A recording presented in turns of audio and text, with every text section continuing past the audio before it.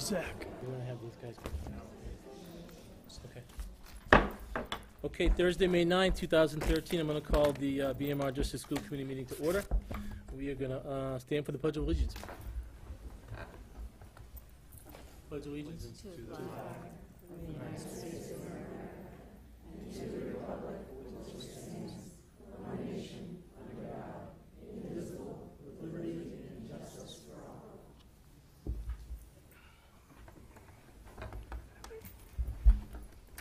We are gonna do introduction of members. Diane Robin, Blackstone. Erin Pinocchio, Millville. Brian Faulkner, Millville. Anna Francesa, Blackstone. Kathy Robinson, Millville. Wendy Greenstein, Blackstone. Mike Buckley, Blackstone. Steve Tringali, Millville. Bill Chaplin, Blackstone. So we are going to move the meeting along and look at consent agenda A. That is approval of the warrants, use of school facilities, field trips, and minutes from the last meeting. I make a motion to accept consent agenda A. Diane Robin makes a motion to accept consent agenda A. I'm looking for a second. Second. Second by Wendy Greenstein. Discussion? All those in favor, signify by saying aye. Aye. Nay? Ayes have it, unanimous. Do you want to do the fifth grade? Sure. Okay, sure. We're going to just jump out of order if no one objects, and we're going to do grade 5 students from Millville Elementary.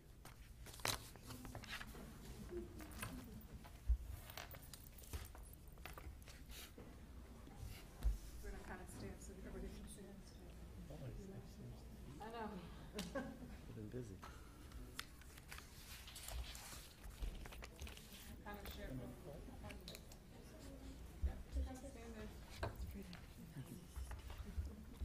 We have two components of presentation here. I teach ELA in Millville, and we did something with feet following Mrs. Faulkner's wonderful idea with the foot measurement. So we did some concrete poetry, and in January and February we worked on poetry, and we did a poetry share. And right before vacation, we spent the day just sharing poetry, and each group did it, and they shared what they did. They loved it, and they actually asked me if we could have another one. So we're going to hopefully do another one. But they wrote concrete poems, and does anybody want to tell the school community in the audience what a concrete poem is? Oh. So you guys need to turn around to present your poem to the Sorry, school parents. committee. You can watch it on Right TV. there. So who would like to tell the school committee and the neighborhood what a concrete poem is? A concrete poem is a poem that you write words around the shape of the object that you're writing about. And we did others. Some in January, February, we did baseball, and some did skateboarding. And Ashlyn, you did a roller coaster, right? So she made her poem go in a roller coaster format. So we did some really great ones. So these are our feet, and they're going to read you theirs.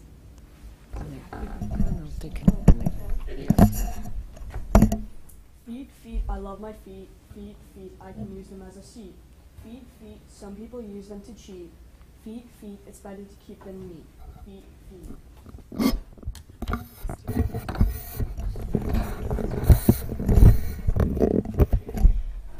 My feet are not a foot, and that's okay with me. Even though they're small, they can still climb a tree. They can run in circles, get on a boat to cross the sea. My feet are not a foot, and that's okay with me. When I play softball, my feet feel tired. I work them very hard, running from first base to second, from shuffling to get a ground ball to jumping in the dugout when one of my teammates scores. Feet come in all different shapes, sizes, and colors. My feet are very delicate. They help me walk, run, and dance. I love to get my toes done at the nail salon.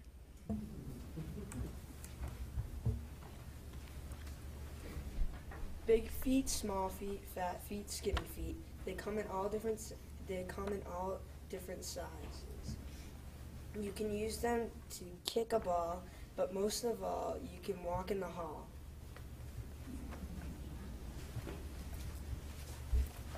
I like feet. Feet are people too. They come in all shapes and sizes. Snakes have no feet, spiders have 8, but you and I have 2. If you don't believe me, just look in your shoe. Feet are fantastic, just like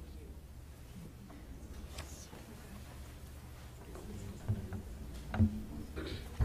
When your feet are bare and cold, you use them while young or old. When connected with the earth, you're as close as you are soul to dirt. You know that's how the first people were. Now modern times make shoes for him and her.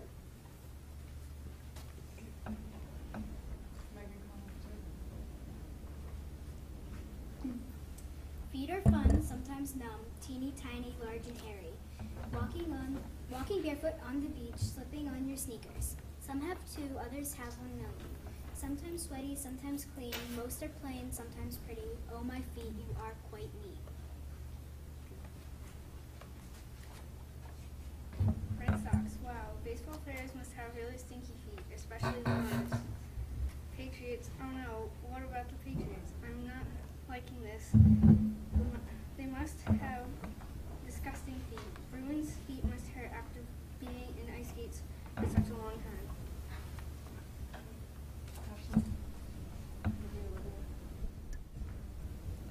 My feet can be pretty with nail polish on. In the summer, I can see how pretty they could be.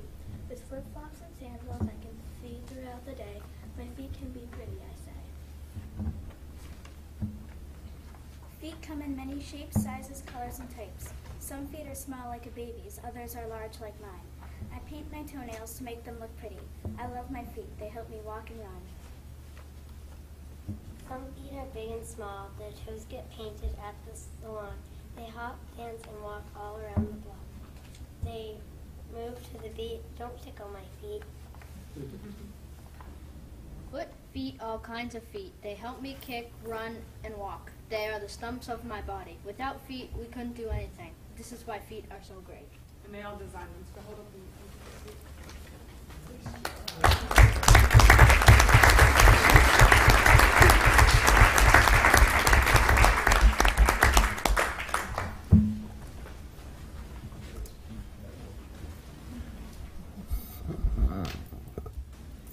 Thank you.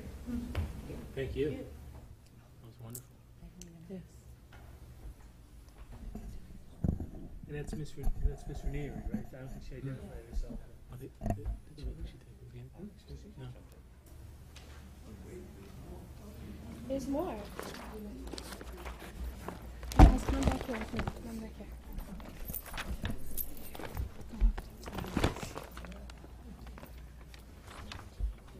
Alright, come on over here. That's okay. You just have to look who you're after. It's alright.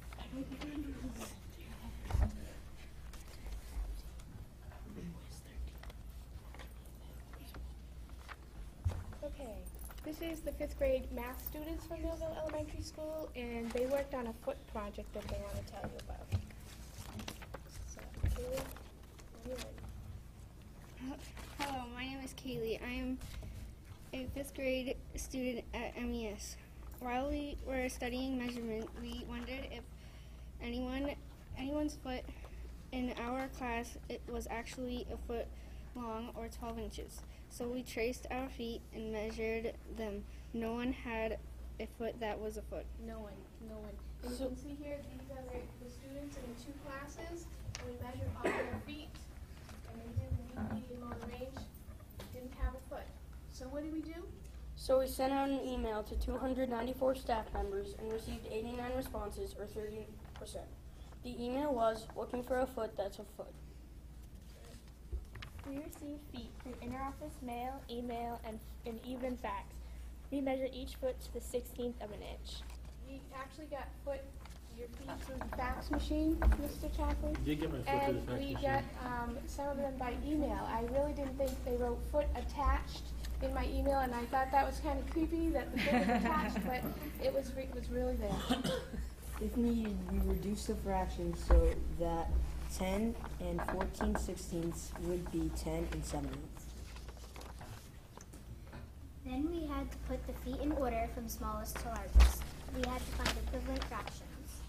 9 and 10/16 would be 9 and 5/8 in some cases.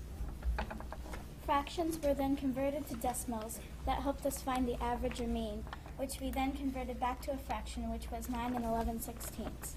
First, we added all the 89 numbers. Okay, and there they are. They added all the numbers.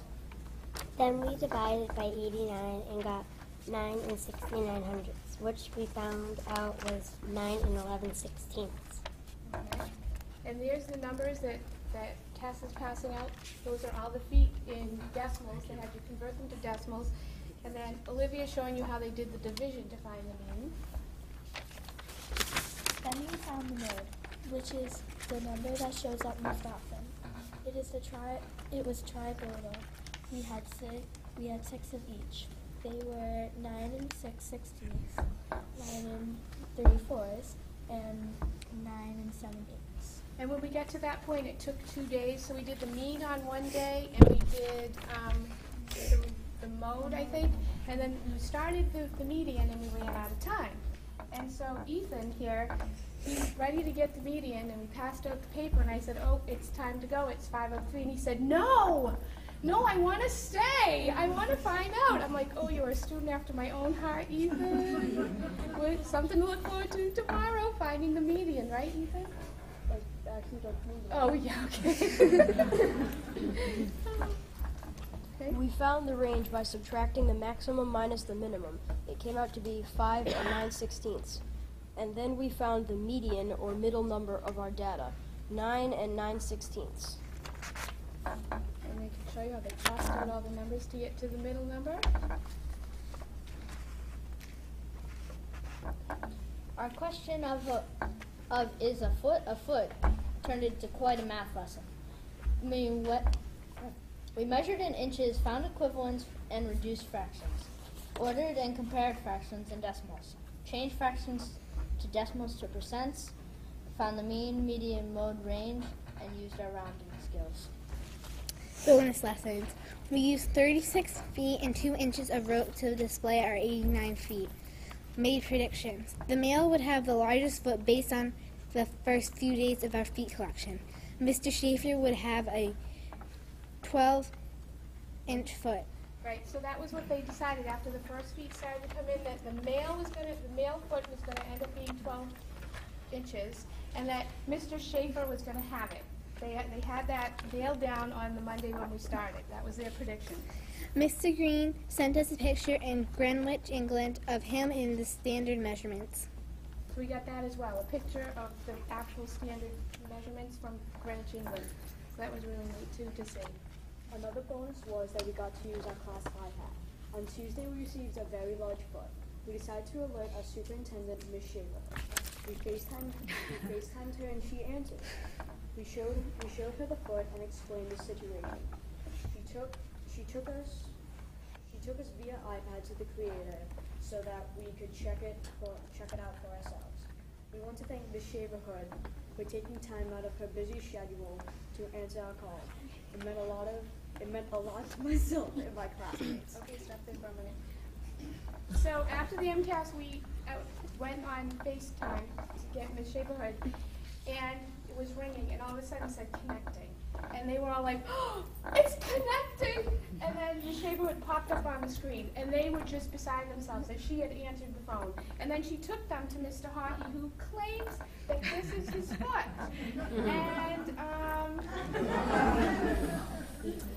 And the children said, Ms. Schaefer said, show them your foot. So he did, and the children said, take off your shoes. And he did. And then they said, take off your sock. And he said, no. So we weren't quite sure about that, but this is what he said. And now Ms. Desai told us today that it was a gremlin that came into his office and made him do this. So we're not sure. But also one student decided that putting this foot in would skew our data, which I thought was really high-level thinking on their part. So they weren't just crunching numbers, they were really understanding what they were doing. They still had to put the foot in, but they understood what they were doing, so that was really good. And they all giggled when Ethan said, what? Schedule. Because we FaceTimed Ethan Stearman's grandfather this year, because sometimes we speak with a British accent. And somebody asked, do British people speak with an American accent? And we weren't sure. So we found someone with a British accent, Ethan's grandfather, who came online with us and FaceTimed us and gave us his best American accent, but taught us the word schedule. So now he's applying it, he's using it. Continue. On behalf of the AOK Club, we would like to present Miss Shaver Hood with this gift. That was gonna be a big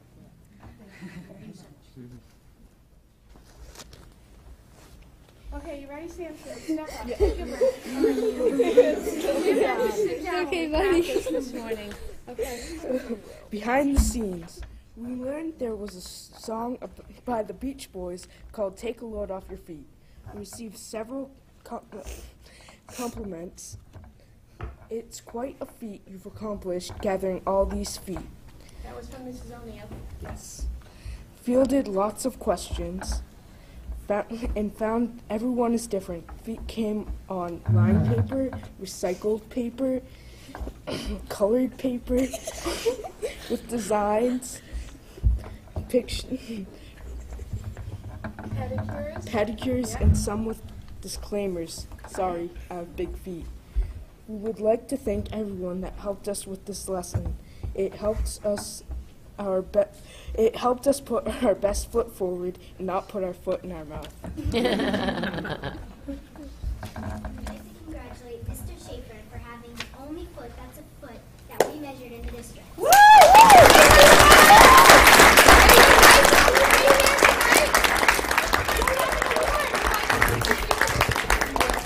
Mr. Schaefer's foot. Ethan, you want to point to Mr. Schaefer's foot right there at the end? There's a perfect 12. All right.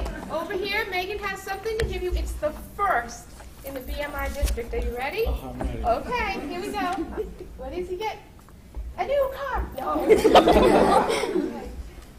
Mr. Schaefer, we would like to present to you the Golden Foot Award.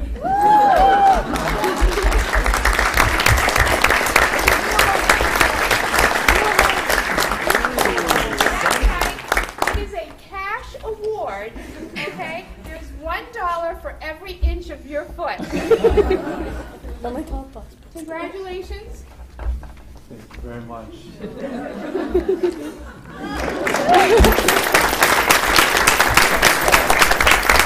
So their predictions were correct. They predicted and they were correct. All this talk about feet, I'm sure, make you want to go home and have a foot massage. So the AOK Club put together a little package for the school committee. Put your best foot forward. There's some foot cream in there. You guys want to take one and give them out?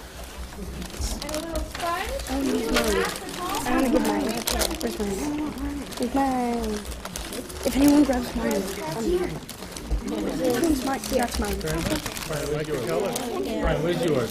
Wow. Thank you very much. Over here, I got a small one. Oh, yeah, that was another disclaimer.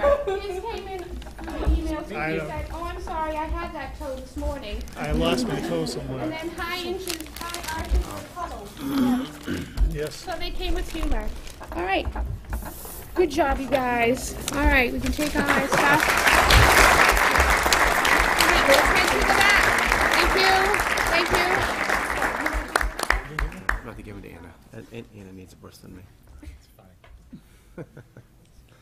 Well, I'm gonna have a couple. I have a couple of comments and a question. Okay. Can't leave yet. Hey guys, we're supposed to do like book talks. What are you supposed to say after book talks? So, Come on. Any what? Any questions? well, I have a couple comments and a question. So, the Mrs. Ranieri and Mrs. Faulkner, the way you have brought learning alive and visible through this exercise has been wonderful. I was late on my facts, but you got it right. And I'm going to try to put my foot in my mouth tonight or any other night when I'm here sitting at this table. And my question is, when you FaceTimed Miss Shaver Hood, was she really working? Is she working? Yes. Yeah. Seems like it. It seemed like Good answer. All right, guys. she was in her office because we saw her walk down the hall, right?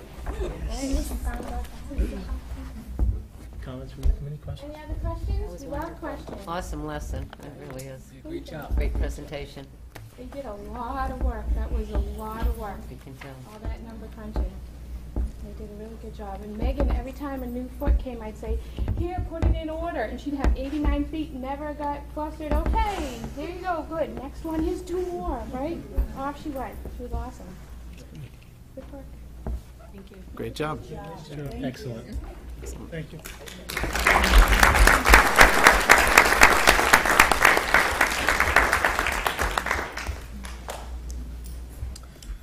Okay, moving along. Committee update fiscal issues. So we are going to update you on some hot topic issues. After the feedback we got 2 weeks ago, the committee went back and peeled through the budget for probably the 100th time, and we'll probably do it another few more times next week. But we are safe to say that we will not be closing AFM, and we will not. There's more.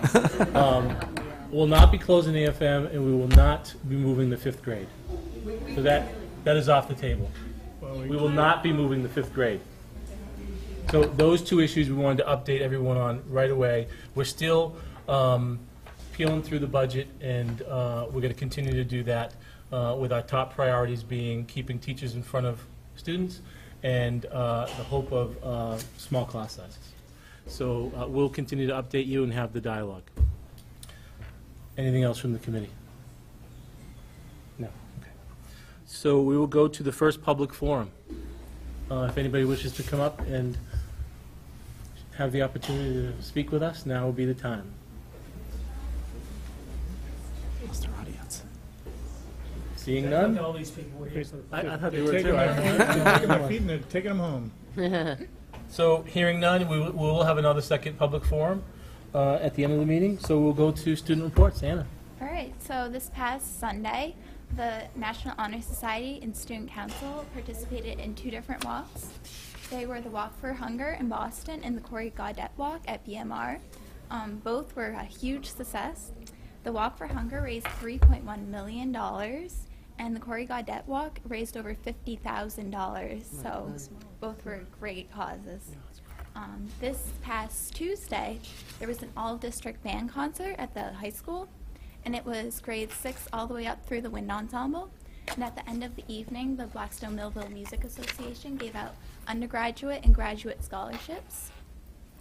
And then the tennis team and baseball teams have been doing really well so far this season. In particular, the softball team has done phenomenal. Their record so far is 9-6, and they played yesterday at Nipmunk. They lost 9-6, but they only need to win 1 more game to make it to the playoffs. And they have 4 more games left of the regular season, so they have a good chance of doing that.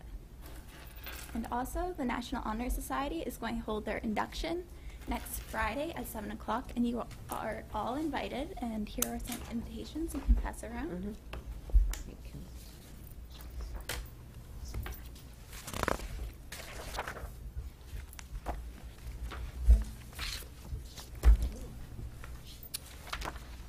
Questions, comments from the committee? I have a question. How many days? 10 days. 10 days. 10? 10. Wow. So that means you will be at our next meeting. Yes. It'll be your last. Well, So we're going to expect keep to. it here till the end of June. Yeah, technically. You can't go without a student rep for that time period. Any other questions or comments? Just a comment on the National Honor Society, usually a very solemn and well put together induction, and it's really a great opportunity for committee as well as the community to see some of the wonderful things that the high school kids are doing, and especially the Honor Society. So I hope everyone will take an opportunity to try to make that on the 17th. At 7 o'clock. We probably saw a few future members here today. I wouldn't be surprised, and I hope to see you all there. Any other questions, comments? Okay, hearing none, we're going to move forward. Thank you, Anna. You're welcome. John F. Kennedy Elementary School kindergarten overview.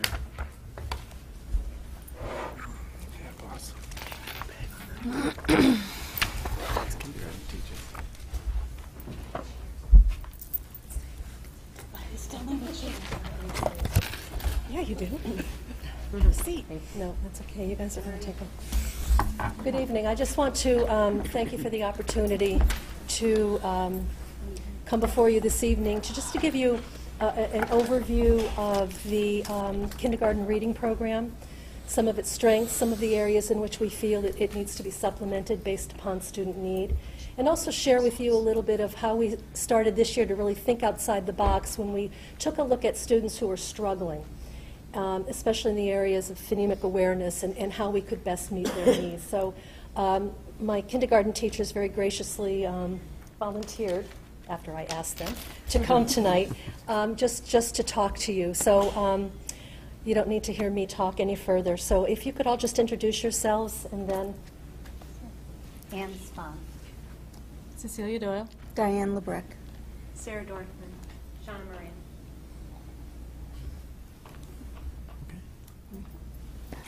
I drew the short straw, I think. And you invited me to come back since I was here a couple weeks ago.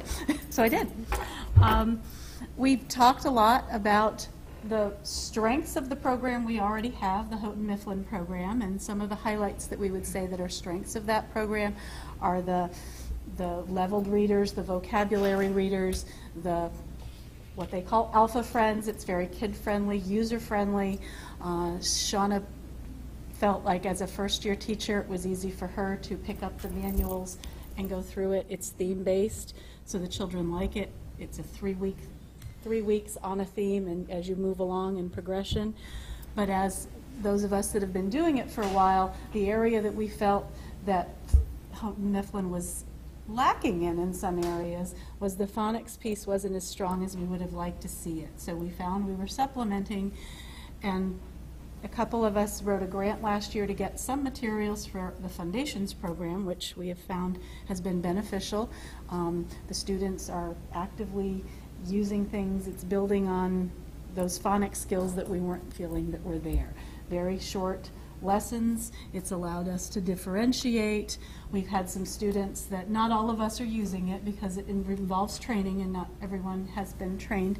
I know those of us that have only had a little bit of training, but we're using it the best we can for right now, and we're hoping that eventually we will have more of the training and we'll be able to be using the full program completely through the RTI approach with it. It's built right in with the research base of that program. We have students that needed some more phonics based on their skills from testing and bringing them to building-based support team and our PLC and all of that. So one way of differentiating it, we have been able to have a couple children come into other classrooms that Foundations was happening in so they could get those lessons to help move them along as they needed to. What else am I missing, ladies? I think the nice piece about the program, those of us that are using it, is how much the kids seem to like it. And it's user-friendly, it's very hands-on. And as Ms. Brown pointed out, the developmental level for children entering kindergarten is huge. We have children that just turned 5 and have had no preschool experience who come in with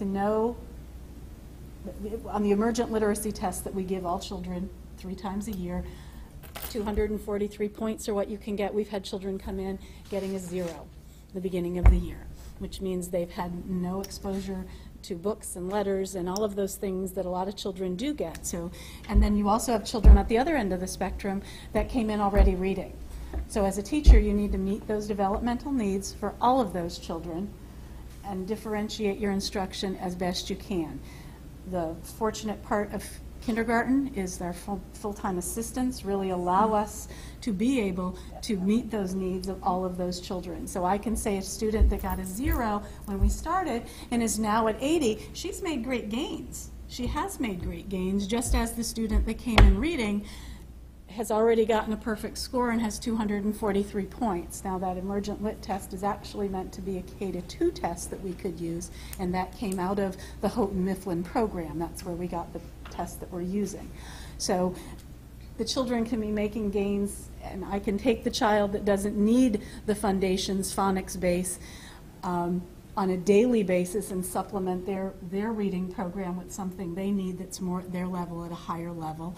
I can challenge them if I need to keep them all together as a group because the assistance is working one-on-one with another student that just needs that everyday, very direct instruction with one person, and differentiate the instruction within the lesson by giving them more challenging words to do something with. It's added a lot, and hopefully, with any program, you'd want to see that carried over onto the next grade level as we've seen children building this foundation and moving on. So it's hopeful that as they move on to the next grade levels, they're going to continue getting that. And we've kind of just put the tip of the iceberg of parts of the program in that we're doing, and I think there's room for more of us to expand what we're doing. The little bits of pieces we have came from the grant that we got last year, the BEMF grant. That wasn't something that was going on this year, so we couldn't do that, but we've kind of created our own materials and things like that. We don't have all the things to do all of the program right now, but little bits that we're doing, we're finding we're making progress, and it's so exciting to see the students so excited to be reading right now.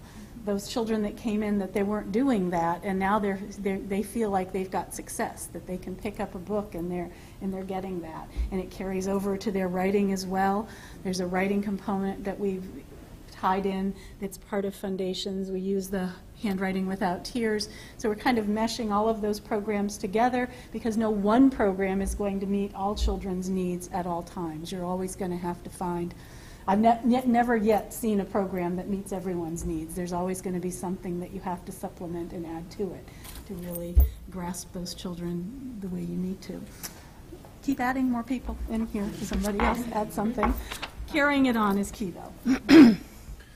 So before we jump in, I'm turning the meeting over to the vice chair because one of your wonderful assistants in the kindergarten program is my wife. So, you know that, right? So, and she is wonderful. Okay. So I'm going to turn it over to Steve, and he's going to take over here. I'm going to listen and jump in. We can tell you how wonderful she is. I already know.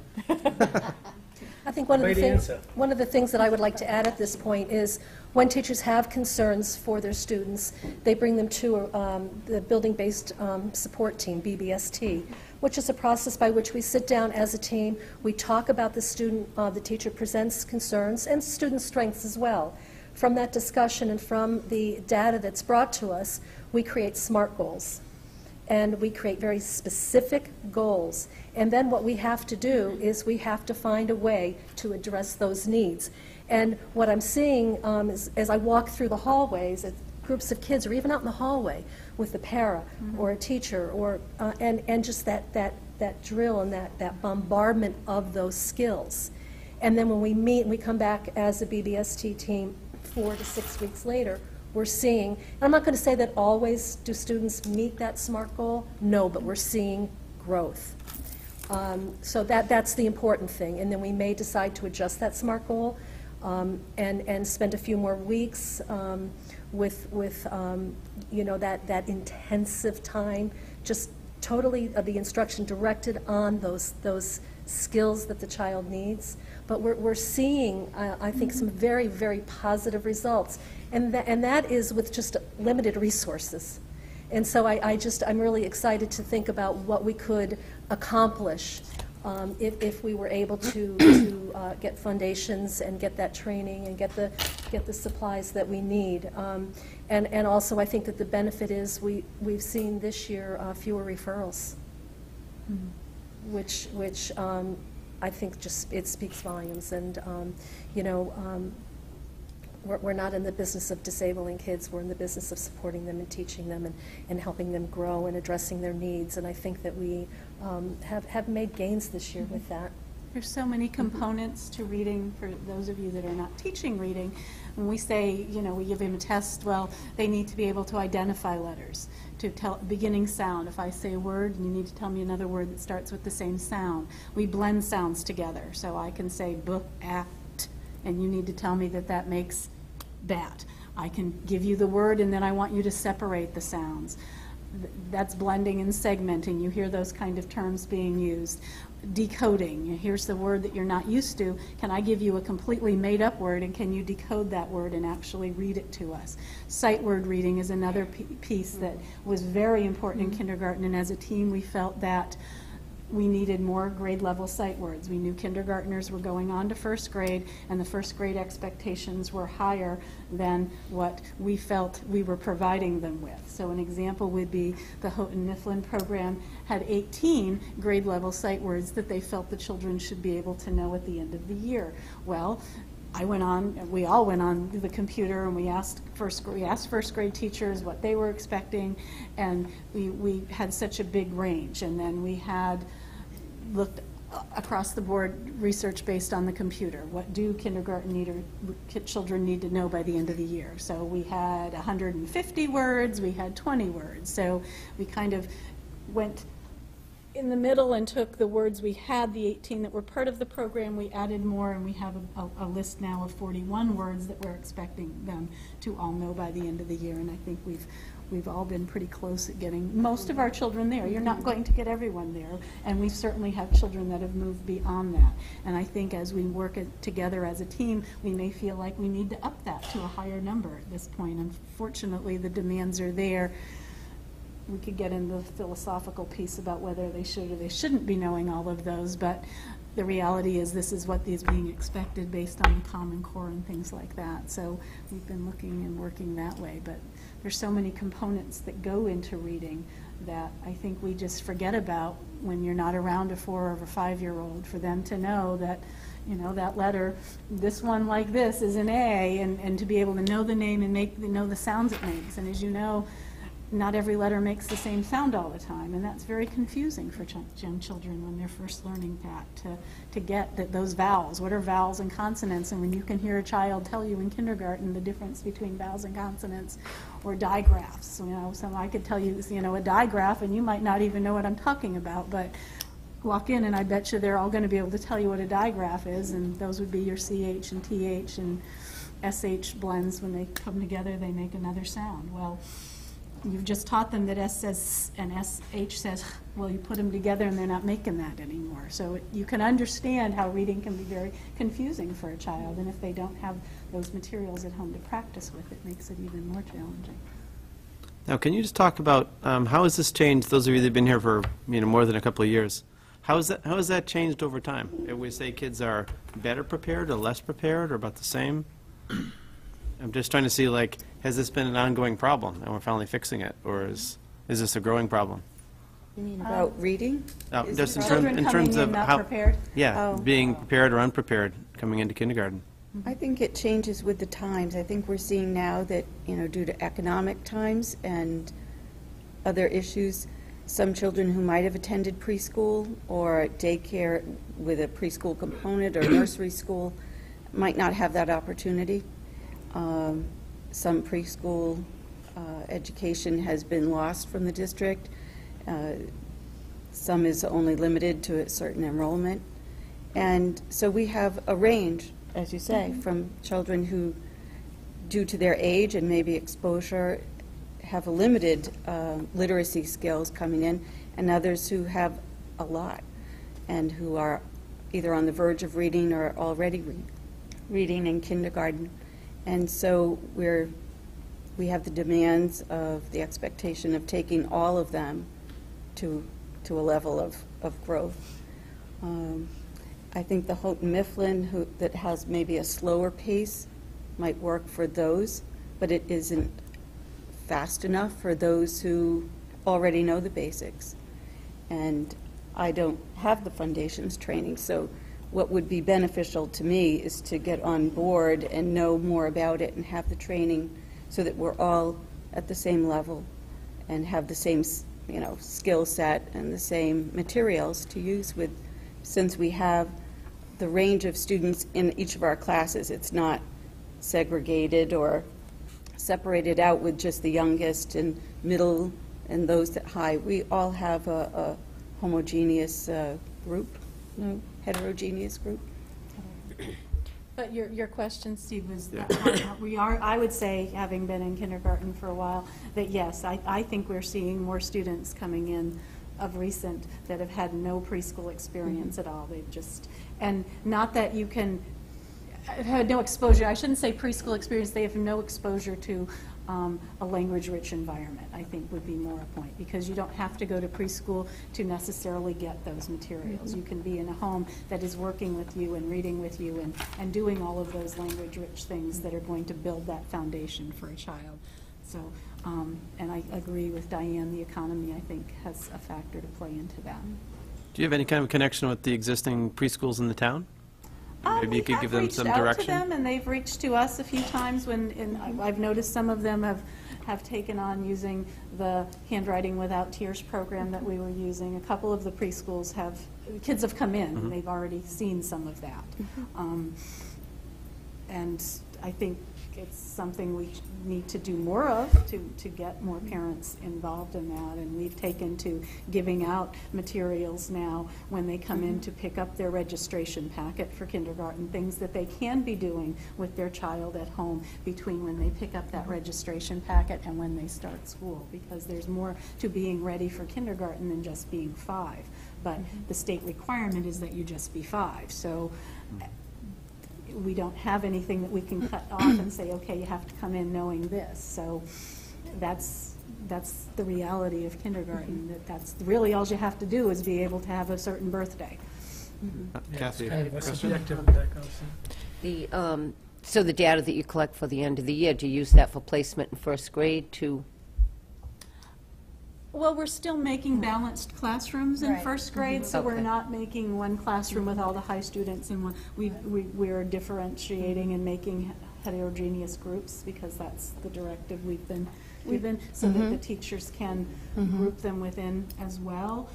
We do use some of our information that we collect to refer or suggest that some children might need supportive reading going forward. We do that. And is that outside the umbrella of special ed referrals, and it's just like a supportive reading in Yes. grade 1? It's within that tier 2 of RTI. But we do want to make a balanced class, so we do need the data.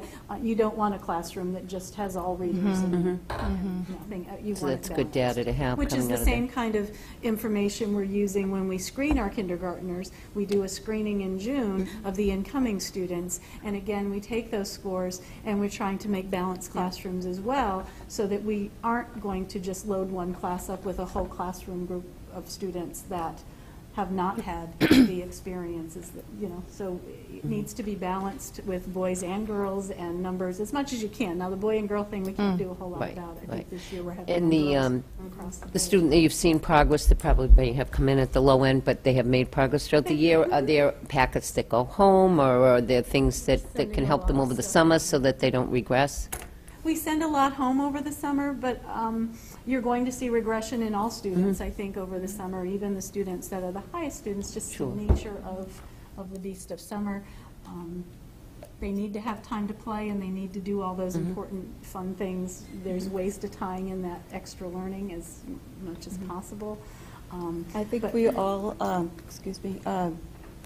let them know about the resources in the community and try to connect them with the public libraries and story times that are things that go on during the summer. And we encourage the parents and the children to, to take advantage of that. Thank you. Mrs. Greenstein, you want to tell them something? Yeah, actually, I do. I think it's important to let you know that the committee is really pushing on a literacy initiative, and we're looking for looking into the Foundations program for not only kindergarten but up to grade 3. Not only grade 3, but 3 to 5, and seeing where that's headed. So we do have a 5-year plan and focus on that. So I appreciate, that you did do the training, and my hope is that you're spreading the wealth to what you can right now. We share. Yeah, because it's going to be key if we can get that program to you. I mean, you'll be the professional, and to spread that, throughout the grade. So I can assure you that the committee is really pushing for that literacy initiative, and not just for next year, but we're looking ahead in terms of not just 1 year, but 3 year, and that's not just K to 3, it's 3 to 5, and we're doing the research on that. So we are looking forward in terms of curriculum and where it needs to go, and that's based on assessment, it's based on MCAS scores, it's based on class size. So I think we're heading in a good direction, and our hope is that we're going to support you so you can support the kids. That's great. Thank you. But I do have a few questions after I said that. Can you talk a little bit about the foundations and how paras or paraprofessionals play a role with the foundation program? Do you split, and I know I'm only speaking to 2, but do you split, are they trained somewhat on what to do with those children in small group in terms of foundation? It's pretty much from watching us, I would have to say, and what we're doing with it, especially at our level. Things like with the handwriting, it's very specific, the vocabulary that's used for letter formation and all, and we spend so much time on that in the beginning of the year, and of course the para. I brought the paper. When we talk about foundations paper, as she's talking about, Very we can different. send some paper over so you guys can. Is that the one with the airplane on it? Does it have an airplane on it? There's the sky line and the plane line and the grass line and the worm line. And the repetition of the language that goes with that is so beneficial for the kids to, say the vocabulary as they're forming the letters. And so the paras, if you have a student that comes in the middle of the year that obviously doesn't have that foundations background, hasn't, started from the beginning, I had my para sit for a number of probably hours, somebody would come in the middle of the year and she was able to sit every day for 10 or 15 minutes just going over all of that vocabulary, forming letters, and it was wonderful, to have her have that one-on-one time so we could bring that student to where he should be with the letter formation. And in terms of the letter naming, The letter cards. the letter cards, there's cards, there's big cards, there's small cards. And with technology the way it is, our special ed teacher, Katie Roberts, had created a PowerPoint that we were able to use online. It has the foundation lessons, the initial 12 lessons that we can go through, and there's pieces on it that we can keep using. It's very user-friendly. So literally, the language of it comes very quickly. The kids get it. The A, apple, ab, B, bap, b. They go through that whole alphabet every single day. On day 147, we were still doing the exact same alphabet today. But they're the ones standing up at the smartboard. The helper of the day is leading that lesson in the initial part of the lesson for the, just to go through the whole alphabet. The letter trays would be another area that I think we have used our paraprofessionals, because I can differentiate and send 2 students to work with my paraprofessional, and those students are still trying to find the letter A, versus another group over here that have now got enough letters that they're actually making simple CVC words. I have another group that I might be making words with that they're using bigger letters. So I think the paraprofessionals become very essential in being able to differentiate and give those students the support they need in that. And they can kind of get their training from us just being in the classroom and watching those lessons the first few times we do it. I know some of us have had the advantage of working with the same wonderful people for a couple of years, so that really makes a difference within the classroom. They know the routine. They know the routine, and I can just say, can you take these trays and do that? And they know exactly what it is they're doing. So having time to develop that rapport with those people is really essential. Did we cover enough of that question? I think you did. Okay. And actually, Should have brought the puppet tonight. Boy, what were we thinking? Mama Echo and Baby Echo. I was at my kitchen table writing something one day, and my wife goes, "You have to work on your plane line." I'm like, what are you talking about? Plane line on the sheet. Because you were probably starting your letters from the bottom, and you really need to start them from the top. Plane line is. There you go. But actually, Mr. Buckley just said a good idea. Would this be something maybe we could videotape? One of these type lessons, and we could Oh, show it on absolutely. YouTube, I think or we we may could put it have. on the I think website. we may have that. I think that'd be a already, great piece.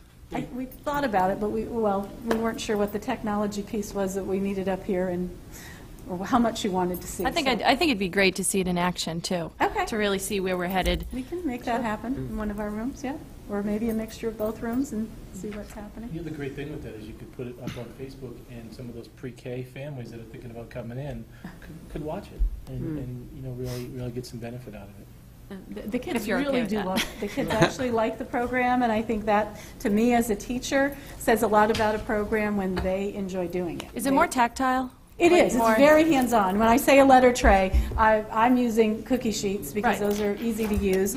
We have letter tiles, and the consonants are yellow and yellowish color. The vowels are an orange color, so they're differentiated on there. So they're separate little tiles, magnets. They call them tiles, but they're basically magnets that they can manipulate and move down. Now, there's an order that you're going to introduce those sounds with at the beginning of the year, but very shortly, you end up with all of the letter sounds and the vowels, and that's how you can build words. So they can move those letter tiles back and forth.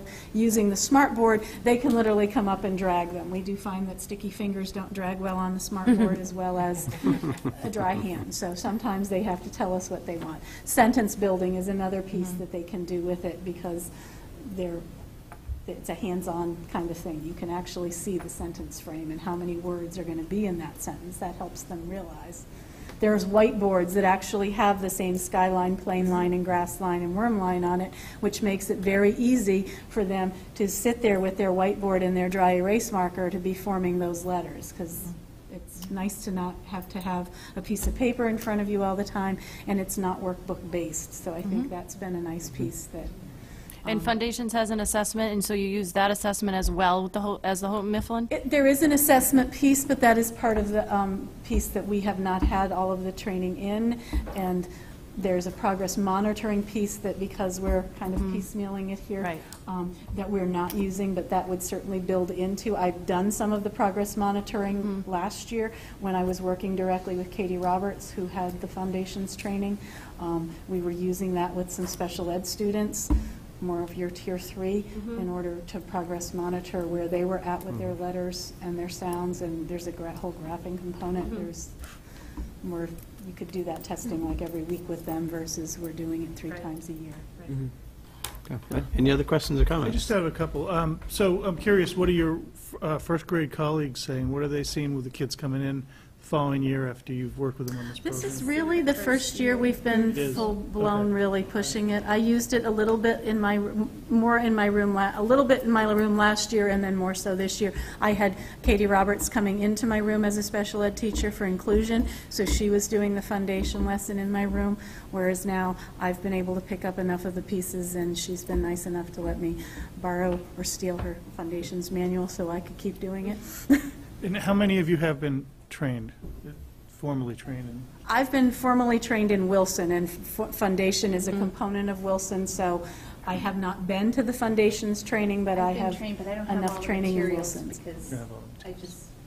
So you guys need to put together the wish list, right? We do. And We tell would us. be happy to make a wish list for you. Give it to Because I'll tell Mrs. you, I Brown. really appreciate your enthusiasm. You know, I think about kindergarten kids starting to learn. I mean, that's the ticket. That's the ticket of entry to everything else.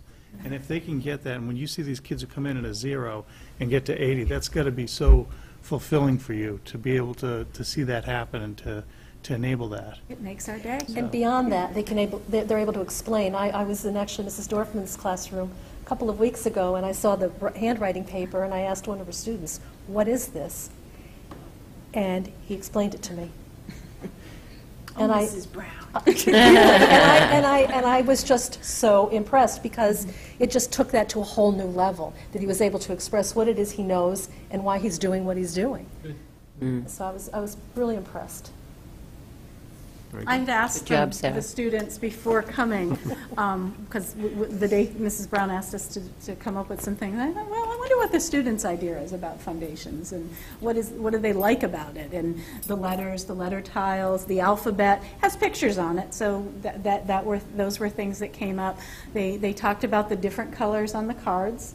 The puppets come up because there is a big Mama Echo, and it's an owl puppet, and she has a baby, little baby Echo, and that's how you initially teach it. So Mama Echo says, A, apple, at, and then I hold up the baby, who's a little tiny puppet, and you echo back to me. So that is part of the teaching routine. So the teacher says it, they echo it back. So that routine is established very early on in the program. So that's how they introduce it as Mama Echo, is a big owl puppet, snowy owl.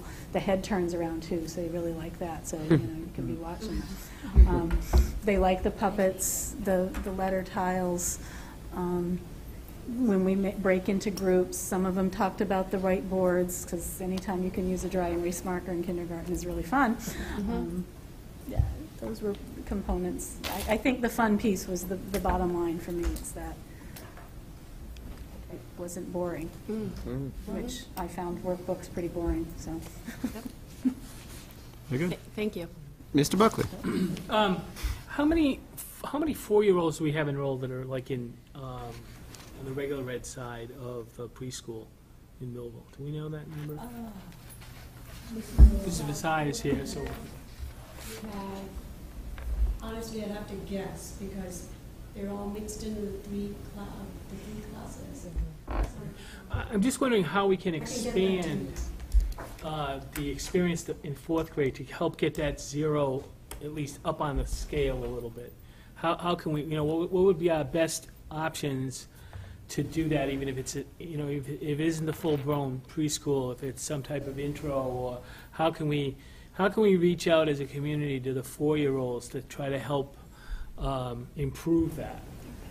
I think that's a place where we could have a big win if we could start to reach out to the 4-year-old parents even before they show up to get their registration at 5. That even if it's to come in for a morning or something like that, like someone, I think we used to do some of that with Title I many years ago in the complex. And I'm sure not everyone's going to be able to afford to, send their child to the preschool, but we should be. First of all, we have the space, and second of all, at least part of that, is funded, self-funded, so we should be able to, expand that out. And I'd like to see maybe before the end of the school year, we have kind of a plan on how we can increase those numbers there. I mean, I think that helps everyone, especially the children. Well, what do we do for Child Find? Isn't that mandated for 3-year-olds, 4-year-olds screenings that we do in the district? We do. We do Child Find. Somebody suspected of difficulties, and that's at age 3? But I even want to look at, just the child that doesn't have an issue, that maybe just for some reason, economics, social, whatever, is not exposed to a learning environment at that age, that anything we can give them or anything we can pull up, we're just helping ourselves down the road. And it would obviously, we want to have achieved, good literacy marks, through kindergarten, 1st, 2nd, and 3rd grades, because it's going to be paramount to later on. So if we don't catch them when they're young and able to form this stuff, it's going to cost us a lot more money as things go on, and not only the schools but society. Oh, sure. So, I mean, even reaching out, and I know that especially social economic issues here in both of these small towns is probably a very big barrier to those kids getting successful. So if we can lower that, or spend some talent there, I think we're all winners from that. You mentioned the Title I program, and I know in my own family we benefited from that in twofold. I attended with my daughter when she was a 4-year-old, and then I came to work with Barbara Finn. That was a program that operated for many years, and it was limited in scope, in that children attended for one day, but they also attended with their parent or caregiver, grandparent. As the world changed, the program changed with it. And maybe when I was there, mostly it was mothers who came with their child. And then when I taught with Barbara, there was often grandparents who were willing to step up and bring their child, babysitters, caregivers, dads brought their children. And it was wonderful because one teacher taught the children and had a classroom experience that may have been the first introduction for some of them to a learning environment. And in the other room, the teacher made learning games with the parent or whoever brought the child, and it was a week's worth of learning games or activities or music that they could do at home. And so even if they didn't have the opportunity or the means to have a full-day, nursery school program, they were given the materials to work with their child at home. And I think, before I became a kindergarten teacher, but I heard the talk among kindergarten teachers that they could really tell those children who had attended that program, and to have those children scattered among Millville and Blackstone kindergartens, it helps to kind of seed the classroom with people who already have some knowledge going forward, and it raises the level. Yeah. I remember that program. Barbara Finn did an excellent job with that. Absolutely wonderful.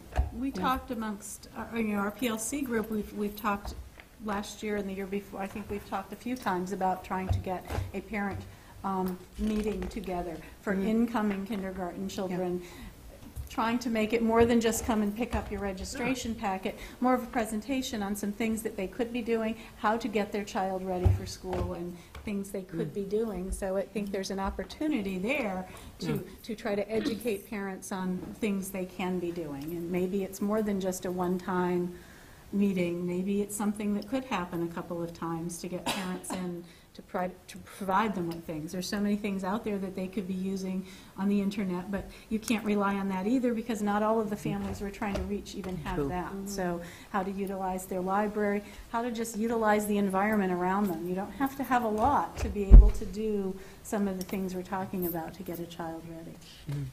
How do we establish with the 4-year-olds? Do we get any good data from the towns, or are we just on our own? Pretty much on our own. So it's just okay, we need to work on that. There's a census we get, right? But yeah. Any other comments or questions? Fabulous. Thank you. We're impressed. Thank you. Very much. Thanks for sharing that good news. You're welcome. Oh, you good guy. Yeah, actually. That right in that list? Okay, moving forward. Mr. Gould. He's here. Oh, there he is. He's hiding back.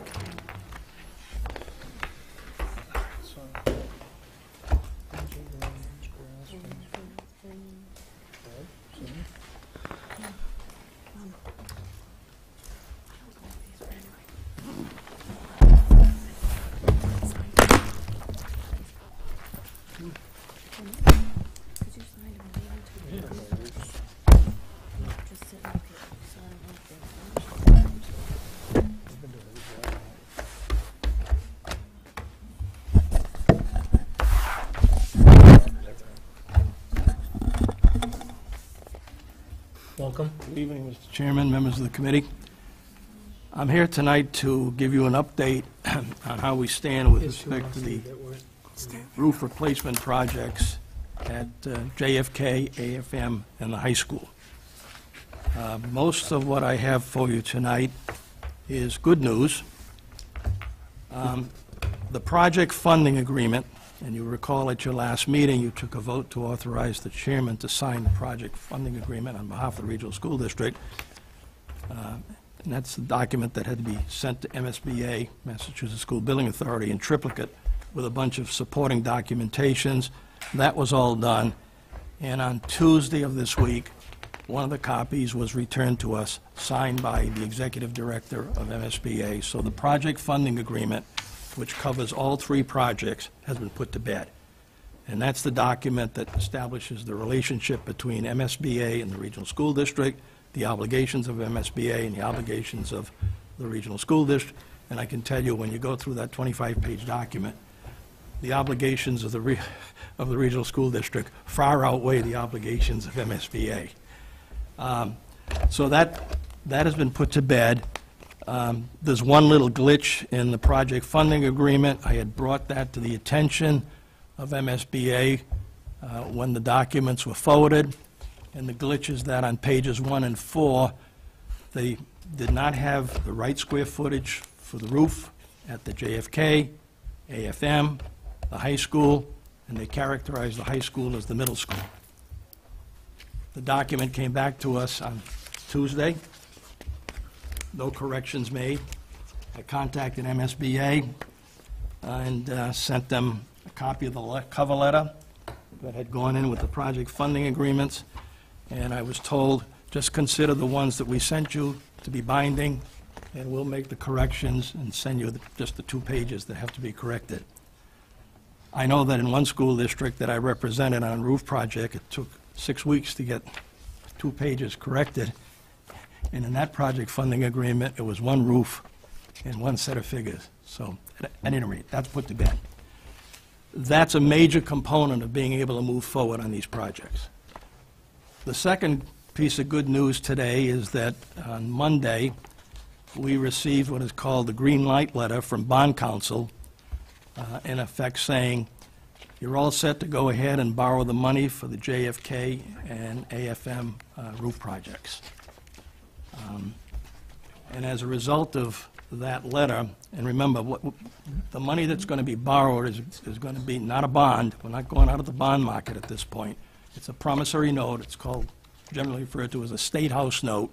It only has to be approved by the Department of Revenue. The Department of Revenue has the green light letter, and it's a go. As a follow-up to the green light letter, Kim and I, the superintendent of schools and I, today met with Lynn Foster, who works for Unibank in their fiscal, the government division, to go over the process for borrowing the money to do these 2 projects. The request for bids to various banks will go out tomorrow. The banks that are interested in submitting a bid will have to submit their bids by Wednesday the 15th. We anticipate the documents will be signed on the evening of the 15th. That will require the signatures of the chairman, the treasurer, and district secretary. And the funds will be delivered on the 29th of May. The note will be for 1 year. It'll mature on May 29, 2014. And again, it will only cover the money for JFK and AFM. The money for JFK, that is the district's portion of the money for JFK, after you back out the 57.74%, which will come back to the district by way of a grant from MSBA, is $1,229,833. AFM is $772,700. So the note will be in the face amount of $2,002,533. Once that money is received, we can then sign agreements with both the owner's project manager and the architect to now pick up the project from Phase 1. Phase 1 was the feasibility study / schematic plans. Now develop those schematic plans into design development plans and eventually into what are called construction documents.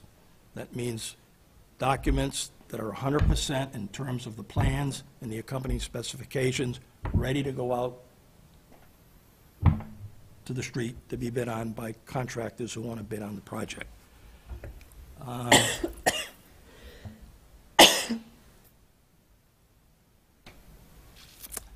And I think the third thing, no, that's pretty much it, right, Kim? Yeah. Now, let me tell you something about the high school project. The high school project at this point in time is on hold. And the reason why it's on hold is that when Millville voted to approve the debt for the high school, and remember now, Millville is involved in the high school with Blackstone, but AFM and JFK belong 100% to Blackstone. The vote to approve the debt to do the high school was subject to a debt exclusion question. At Millville's annual election on April 1st, the ballot did contain the debt exclusion question. The problem comes to the fact that the warrant that was issued for the annual election on April 1st did not contain the ballot question. That's a fatal omission. It's going to be corrected by remedial legislation. We've agreed on the language of the legislation that's going to be filed. And it's going to be filed directly with the governor's office with an emergency preamble.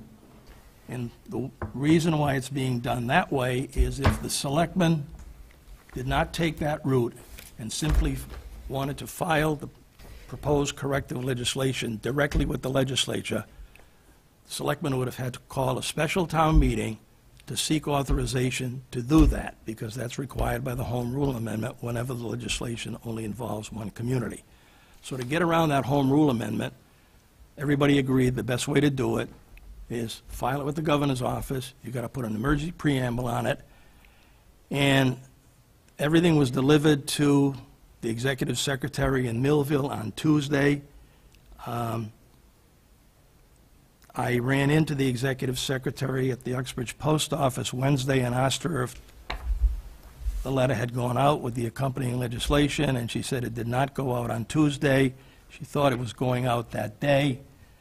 The letter is supposed to copy the superintendent of schools as well as Senator Moore and Representative Kuros. I can only tell you that the superintendent of schools did not receive the carbon copy today, so if we don't have the copy of that letter tomorrow, there will be a knock on the door to find out where it is. We need to get it filed. Well, they're closed on Fridays. I have the telephone number of Helen Coffin as well as her home phone number. Beautiful. The cell phone and her home phone. Get on it. Because we need to move this along. You know, it's going to take, again, assuming no hang-ups in the legislature, this kind of legislation should go through, start to finish, within a month. Harold, if it goes through in that timeline in a month, do we need to then go through the green lighting that you just described for JFK? It'll come in as soon as we furnish a certified copy of the legislation to bond counsel. He'll issue the green light for the high school project. We'll sit down with the fiscal agent at Unibank, borrow the money, and that project will then be put in full gear. I think that's it, Kim. I think, so at long last, we're moving on the complex, and the complex will be ahead, obviously, of the regional high school because of the delay in getting the validating legislation that we need to correct the error. I would expect that the document authorizing the owner's project manager and the architect to now pick up from design development, schematics, and go forward in the process will be signed, if not on, I don't know when the 30th of May is, but it'll be signed within a day or two, hopefully, of the funds being accredited to the district. We had taken the position that we were not going to authorize the OPM nor the architect to go forward with the balance of the project unless, number one, we had a project funding agreement with MSBA guaranteeing us the grants, and secondly, we needed to have the money in-house. So there shouldn't be any glitches in that. The other thing is we decided to take it for a full year because we have to close out the project. And we didn't want to set the date of March to close out the project if there were still some pieces not knowing. So we're going to take it from, I believe it was the 28th. 29th of March of this year. May. May, rather. 29th of May next year. Yeah. A full year. So it'll be a full year. So And then we'll, go ahead. no, so we'll start looking to then roll it over Right. probably about in March, April of next year. So we'll have final numbers for the budget approvals at town meeting. The figures that were given to the district by the fiscal agent for the interest for 1 year were calculated on the high side, given current market conditions. The rate of interest was 1.25, and at that time, on this type of borrowing for 1 year, the rates were coming in at 0.75, the high ones coming in at 0.90. So there should be enough money budgeted already to cover the interest for this first year. Good. And then there'll be permanent financing. As I recall, the financing for JFK and the region will be for 20 years, and the one for AFM will be 15 years because it's the smallest of the three projects. I don't have anything else then. Okay. Do we need to do I do this? have one other matter. Great. Okay. Yep. Anybody have any questions? Questions? Oh, sounds good, Harold, thank you. Harold, the only question is, where does this put us in terms of the actual construction project itself and the timing and getting it started and finished and all that? It's a good question. A week or so ago, I asked the OPM to huddle with the architect and give me a timeline. And I said, what I'm looking for is D-Day, whatever that day is. That's the green light we give you to proceed. That can be any date. Start there. Tell me how many days it's going to take for the architect to complete the plans and the specifications at 100%. Then tell me what you estimate it's going to take to do the bidding process. Then the next step is the award of the bid and signing the contract with the general contractor. And then the next phase is how long is it going to take to do the work to achieve what is called substantial completion. And then how much time is going to be necessary to go from substantial completion to final completion. And then we have to estimate some time to wrap up the audit with MSBA to get all of the grants funded 100%. I received an email late last week. I can only say I wasn't happy with what I got. It didn't satisfy the requirements I was looking for, and I'll be working on that tomorrow. The OPM will be getting a phone call from me, and I want them to sharpen up the information they gave us.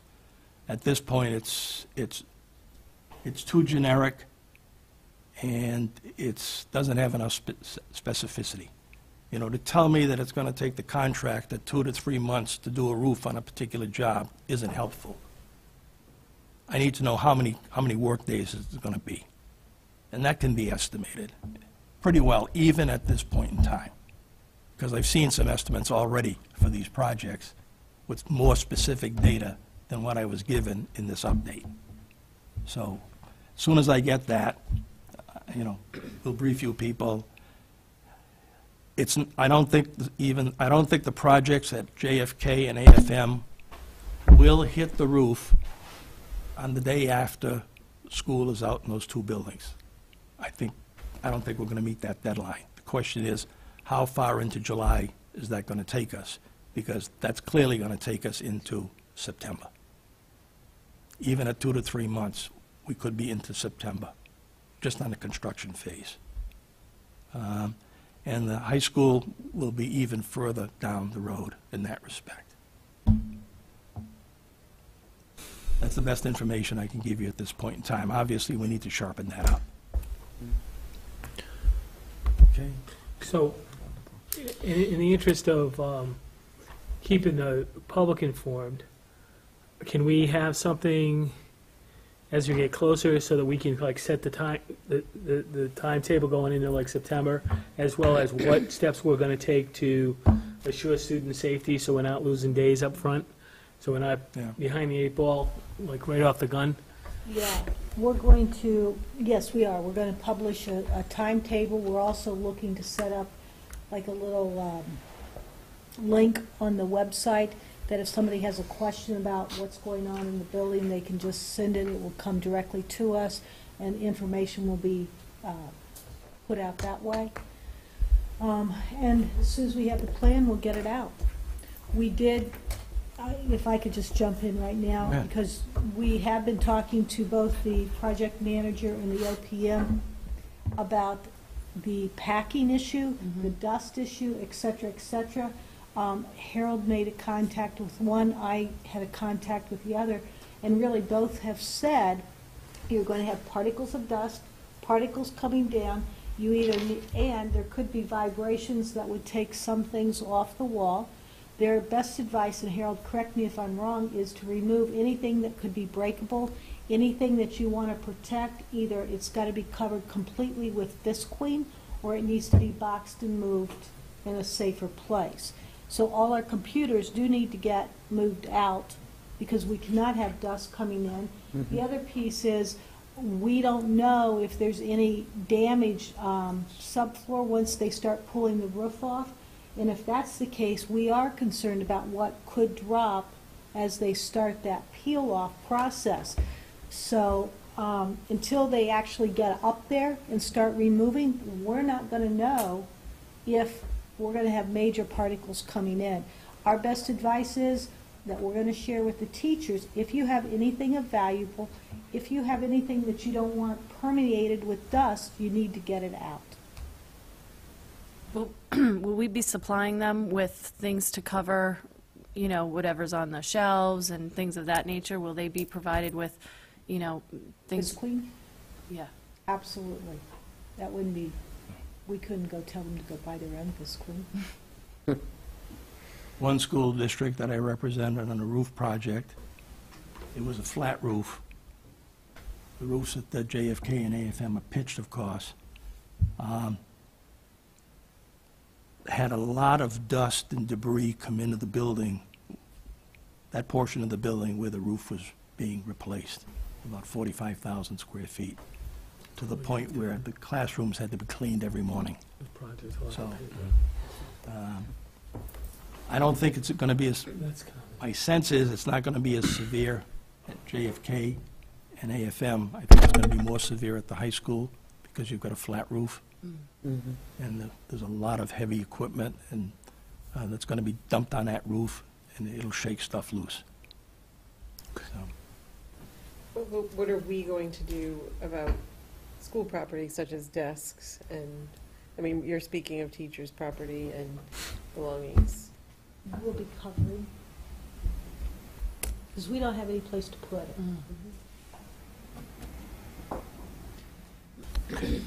Anybody have any questions, Mr. Chairman? I have one more matter. Okay. Okay. If I could go to that other matter. On June 21st of last year, some of you may remember that the committee authorized taking $75,000 from the district's E&D account to fund the upfront costs for the high school.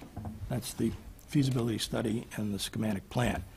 Did the same thing for JFK, only the amount was $60,000, and did the same thing for AF Maloney at $60,000. Then in October of last year, these funds were transferred to specific accounts.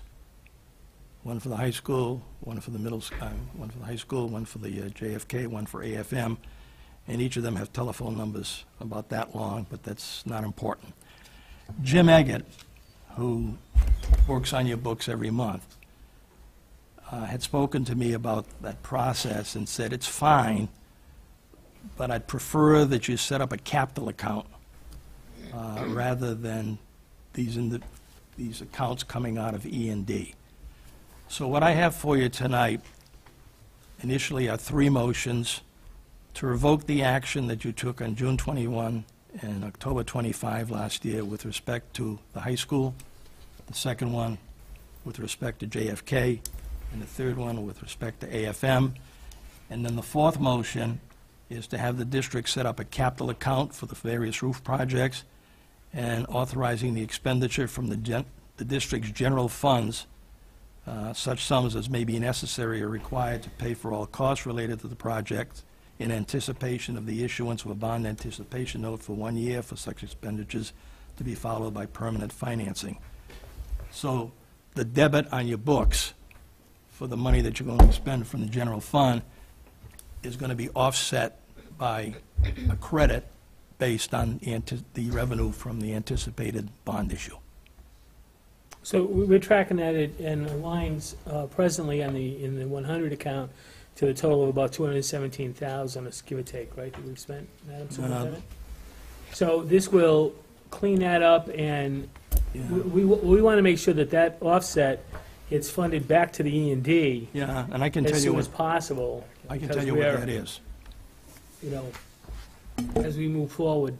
I have a printout here that Donna gave me. When did she print it? Sometime last week. And up to now, you've spent $109,000 for the 3 projects for the activity that's taken place today. And we're tracking these projects individually, which we have to. And even, and this printout shows the expenditures for JFK, AFM, and BMR.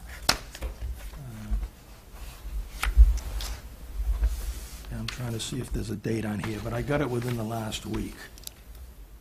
And it shows, yeah, I've got $109,000. The number was higher. Year-to-date transactions, $109,000. I'm looking for the date. That's what we spent, that's not what we funded, right? That's what you spent.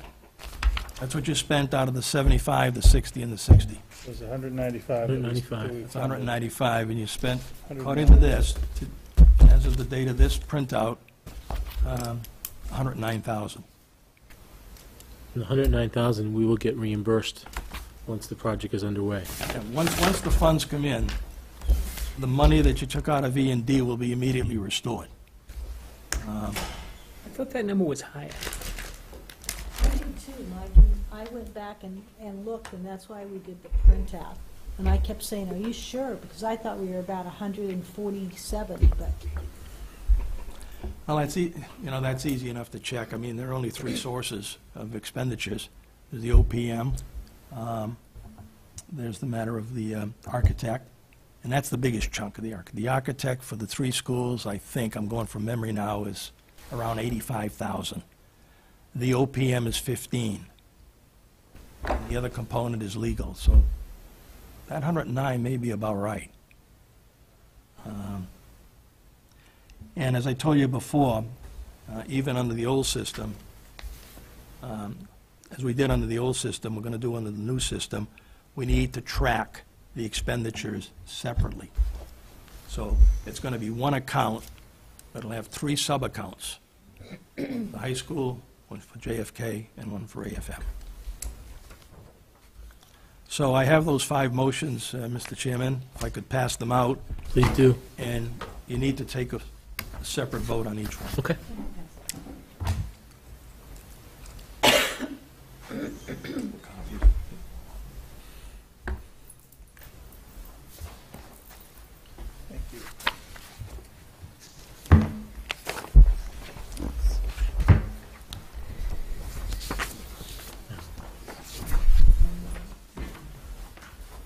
You need one from the...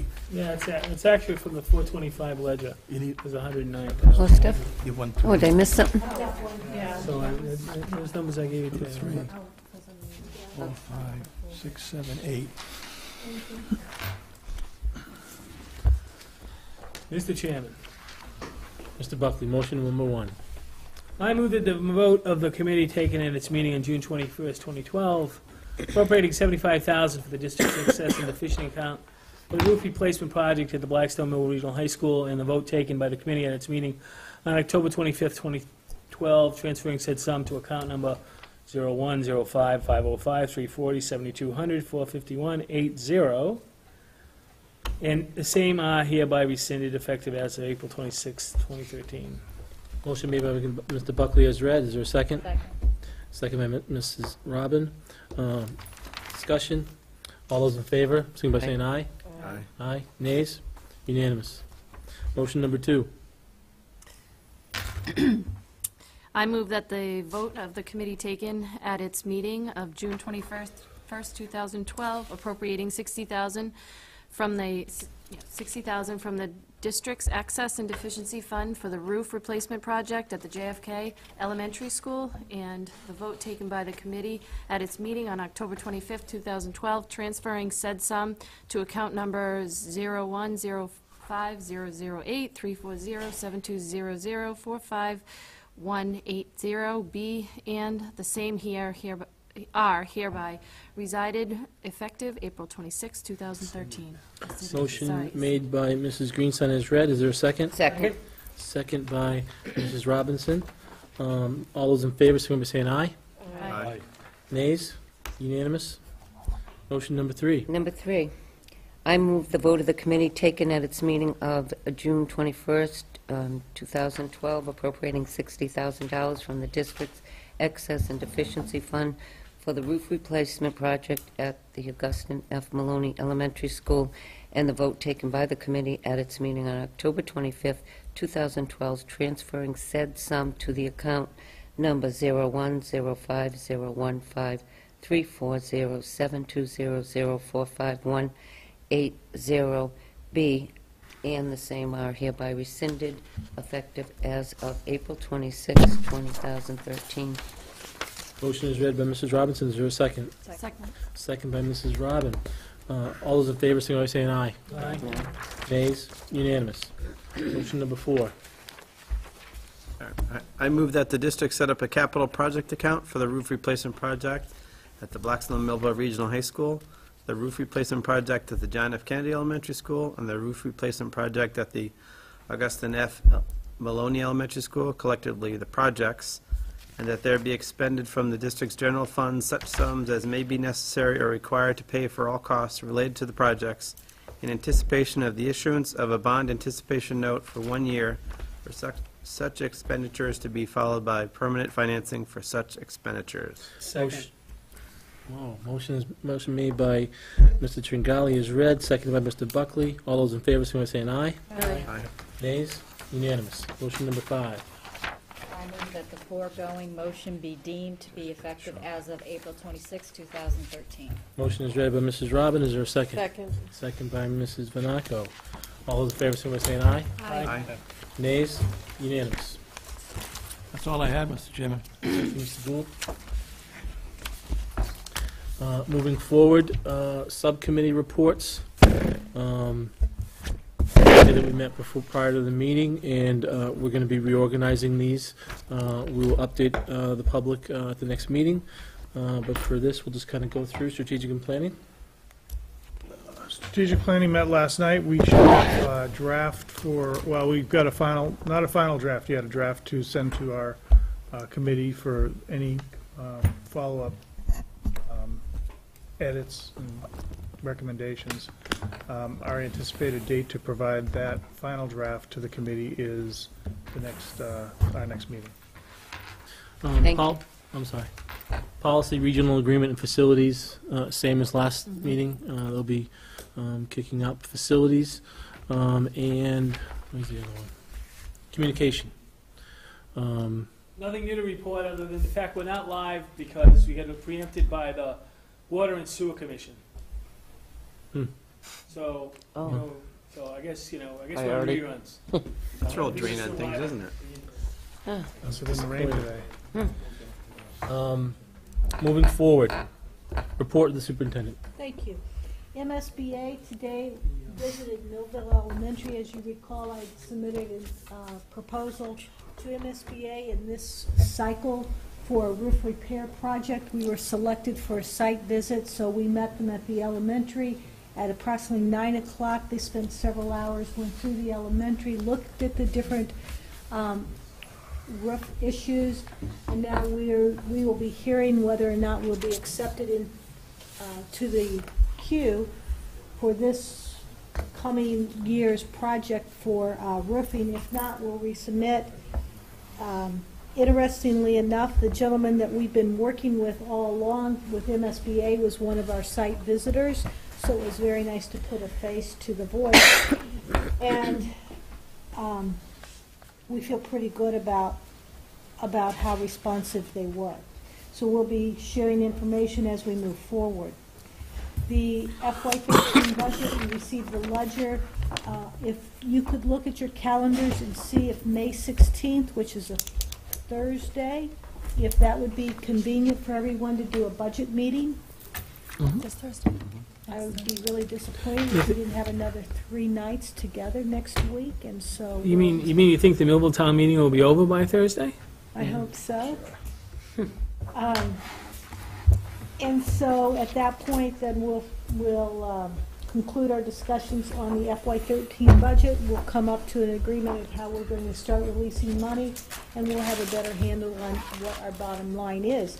In the packet that we sent out, you should have received this handout that we'll be printing tomorrow for Millville, the numbers that we have approved and moved forward. And again, in your packet last time, you had received the meeting dates.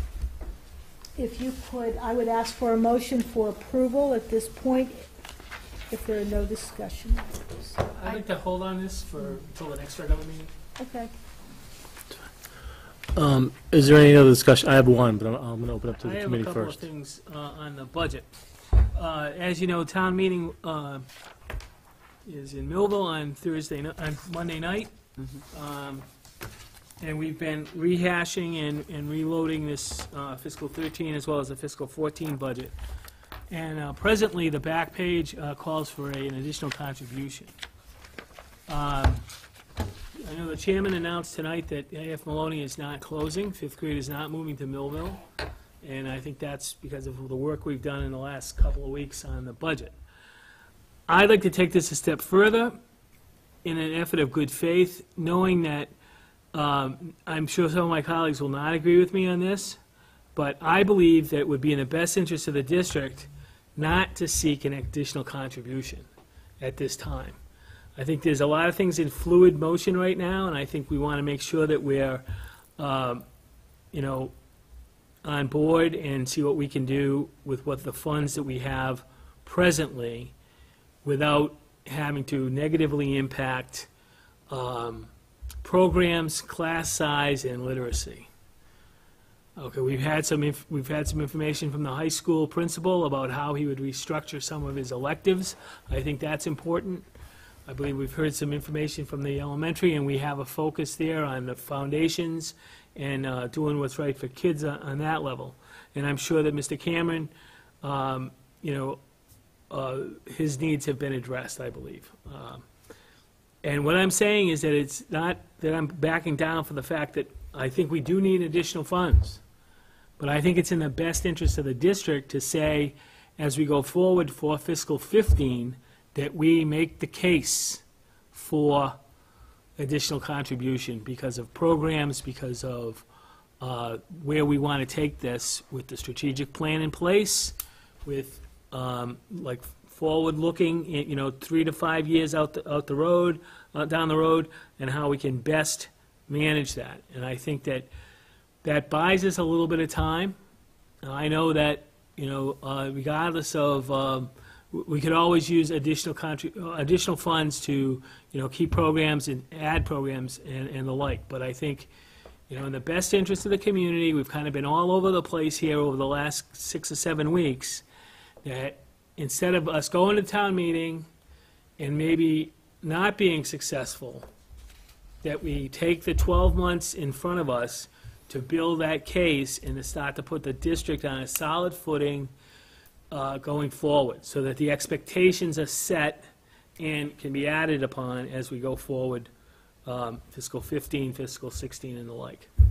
That's what I'd like to see us do. Okay, so I would like you to go a step further and put that in form of a motion. I'll move that we reduce the assessments on the back page by zeroing out the additional contribution to both towns. Is there a second for discussion? I'll second it. You second it? All right, Mr. Falcon, you second it. So let's open it up for discussion. Now, what I'd like to do for discussion is to do pro and con. So if someone would like to talk with a con, now would be your time on the committee. A con for removing the Yeah. additional? If you disagree with what the motion is, tell us why. So, Thank you. I agree with part of what you're presenting, and that is that we obviously know the financial state of our towns. If you look at what we spend per pupil, and if you compare that to the state average, we're not even close to meeting the state average. So we're already failing our kids. The number we're looking for from our towns is not as much as it could have been. I think we have to move forward. We have to try to close that gap to the state average based on what we spend, and it has to be done in baby steps, and this would be one step. Instead of going, you know, forward, if we don't start, we're never going to catch up to that. And I do not want to see the strides we've made in the past few weeks and what we've been able to close the gap on. I don't want to lose any of that. And we're not even giving the voters a chance. If we take that off, we're not even giving them a chance to make the decision for the kids. So that's A pro.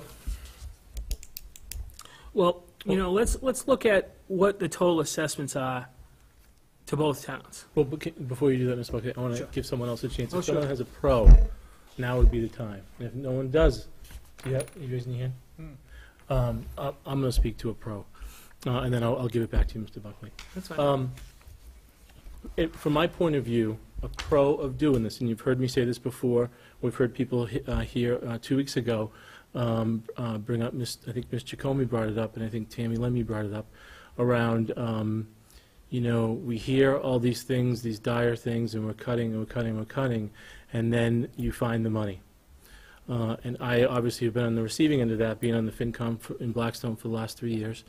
I think that if we can manage our budget this year and go back and look and peel the layers back once again and find some wiggle room and reduce it. Now, when I say reduce it, it's going to be tight, very tight. But I do think it is a trust builder. You've heard me say that many times over the last 3 weeks. And I think that trust builder will pay dividends down the road in 15, 16, 17, when we're going to need the money.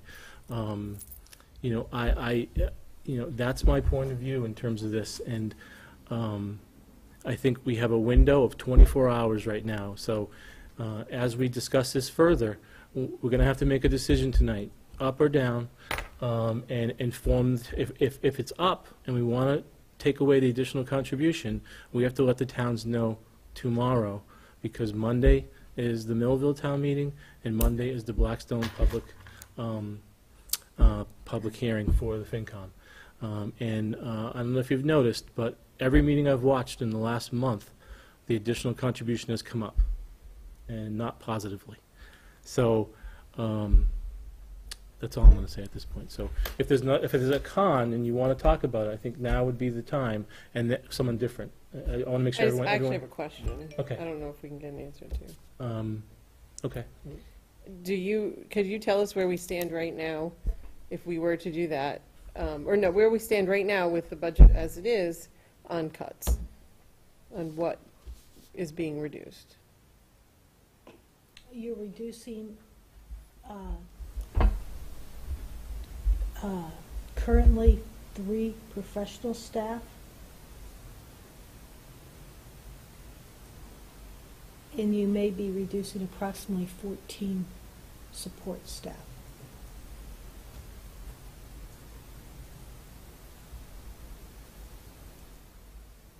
And is that with the additional contribution or without the additional contribution? With. With the additional contribution. Thank you. Is there a con that someone else wants to talk about? I don't know if this is really a con, but I wanted to say this at the FinCom meeting, and I guess I didn't step up and say it. I came back to Blackstone, and moving back to Blackstone and growing up in Blackstone, my family's committed to being in Blackstone just as much as any family is in Blackstone or Millville. And I want to see the best for my kids going through the school systems. And the first thing that people do when they're moving to a town is they open up or they go online and they say, how big are the class sizes? What are their MCAS scores? What assessments do they have? So these people that are moving into the town, and I want to see people move back to Blackstone. I want to see people that I haven't seen in ages moving back and being proud of where they grew up. And, I think we need to really focus on what is the goal for our district. And I think we need to move forward saying we want people coming back into this town. And right now I'm concerned. And if I need to pay more taxes and I need to ask for additional contribution, I'll do that from our district to succeed. And that is my biggest concern. If this can be done without additional contributions, then so be it. But right now my concern is keeping those class sizes low and improving the academic performance of the kids, whether it's you're talking kindergarten, whether you're talking 5th grade, whether you're talking 12th grade. And that's my biggest concern. concern. And at the FinCom meeting, you know, it was stated, you know, what are we going to do? It was brought up every year, and every year we tell you the same thing. Well, you know, we need to make a change, and we need to have those developments full. All those developments that are being built on Elm Street, whether they're being built on Park, they need to be filled. And we need people coming back to our district. And one of the biggest things that's going to bring those people back to our district is going to be our schools. So I want to see that moving forward, and I want to make it in a positive direction, which means keeping the class sizes low, getting the best, you know, researched materials, supplements, everything there is out there to make these children succeed, and my children are one of them, and that's my focus. So I really think we need to think long and hard before we just drop the additional contribution, and think, can we do that right now with what we have, and moving forward? You know, I don't know if it's necessarily a con, but I do want to see people moving into the towns of Blackstone and Millville, and I want to see those developments fill up. And the way they're going to do it are going to be, you know, the families that have children coming into this town. So they're looking at numbers. They're looking at MCAS scores. They're looking to say, you know, is this a good school system? So we need to build that. And if we can do it with additional contributions, then so be it. But right now, that's my biggest concern. And I agree with you. I think any type of economic development in either town that doesn't have investment in schools is short-sighted. I'll say it here, I'll say it in any public meeting within both towns. But I think we have to build trust back. And I don't know any other way to do it except be totally transparent and have an ongoing dialogue for 12 months. And we don't stop talking about it. Any other discussion on this motion? I'm going to go Mr. Maloney. I agree somewhat with what Aaron was saying. I think if we take this decision out of the hands of the voters, we're not trusting the voters. Like you said, we're being transparent. We're not allowing their voice to be heard. Some of the numbers we have, what are we, 2.2% over net school spending? Right. And the state average is somewhere 13 to 15%. So we are low in almost every measure. And here's an opportunity to raise that, and we're taking that decision out of the hands of the parents. That really should go to the town floor. If they vote it down, then we have to deal with that. We have to adjust our sails and go accordingly. But I really think that, I mean, we decide where the money gets spent, but I think they have to decide how much money gets spent, and that could be additional contribution or not. And I think we're prepared probably to go either way, positively or negatively. But I think it should be the voters' decision, not ours. Diane? Yeah. Did anyone go to the Millville FinCom hearing last night? No. So, okay, so we don't know what their recommendation was, or if they published it. Okay, right now, with the additional contribution, the net increase to the town of Blackstone is about 3%. Certainly well within the standard of, you know, COLA, or you know, the inflation and so forth. Millville's is more like 9%.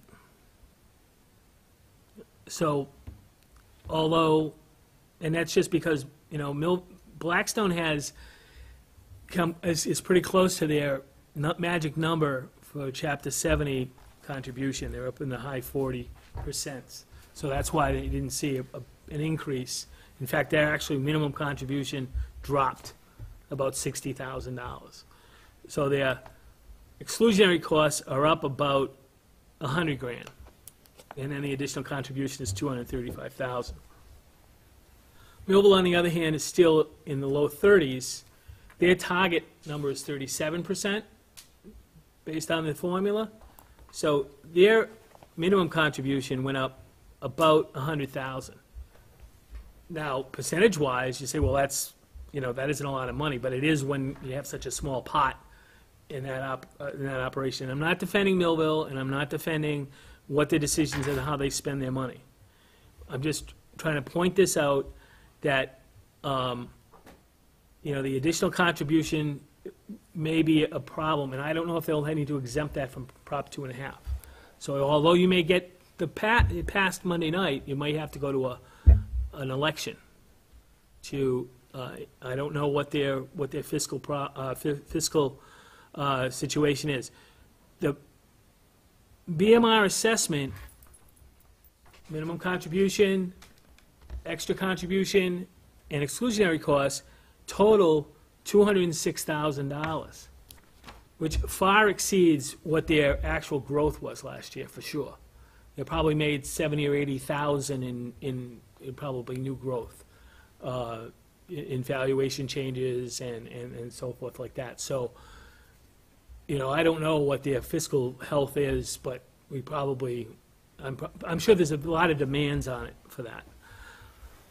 We have, to address Mrs. Greenstein's concerns and maybe Erin's concerns as well, we have, through our work over the last couple of weeks, restructured the class sizes to be manageable within the confines of the budget number that we have.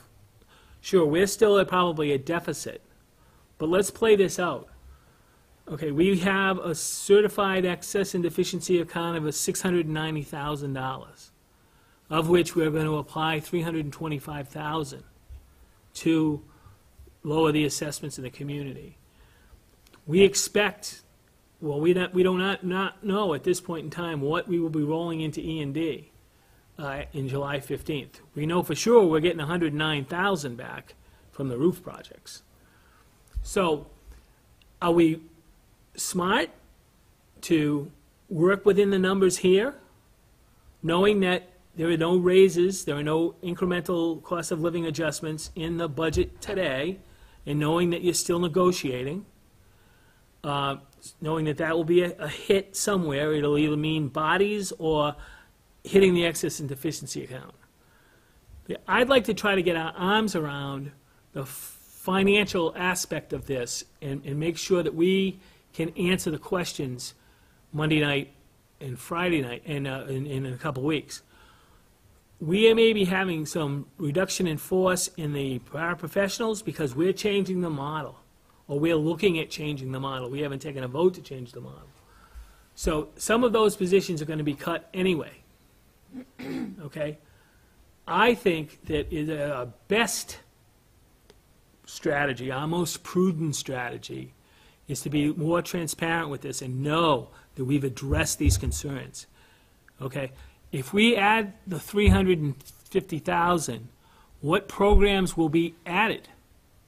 Because I believe that we've adjusted our positions to address class size, address early childhood and literacy, also look at electives in the high school, and have made some modifications in the middle school. So what programs, what compelling program do we need to add where we can justify the additional $370,000, $325,000, whatever it is? That's a question for everyone. I mean, I'll defend whatever position the committee takes. However, I want to live to see fiscal 15, and I want to live to see fiscal 16 and beyond, where we have a complete set. So I guess I push it back to the cons to say, tell me where you need the money. Okay. So, I'll tell Brian, you where. please. We don't know where. And we don't know where because we don't have a state budget yet. We still have some unknowns. We don't know where we're going to land with our expenses to the end of this year. Even though we have a better idea as we keep moving forward, we're still not there yet. There's also other unknowns. There's bargaining unit negotiations going on. There's a number of unknowns out there. And I think that, to be fair, we've asked parents of kids who are participating in extracurriculars to pay more. We're going back and negotiating with a certain stance. I think I've described this budget as an equal opportunity budget. Nobody's going to like it. And I think I really like what you said, Aaron, that we should, it's incumbent upon us to give the opportunity to the parents of kids who are sending their kids to these schools to decide if they want to contribute more. Because we're telling some people, you want your kid to play sports, they're paying more. You want your kid to have other academic opportunities, you should have the opportunity to pay more if you're willing to do it. Millville decided last year they're willing to pay more to have their trash picked up. I'd like to see them pay more to have their kids educated and give them that opportunity. If they decide no, they decide no, it is what it is. But the unknowns really also give me a little bit of fear that we may have a gap there that you described it as we're pretty tight.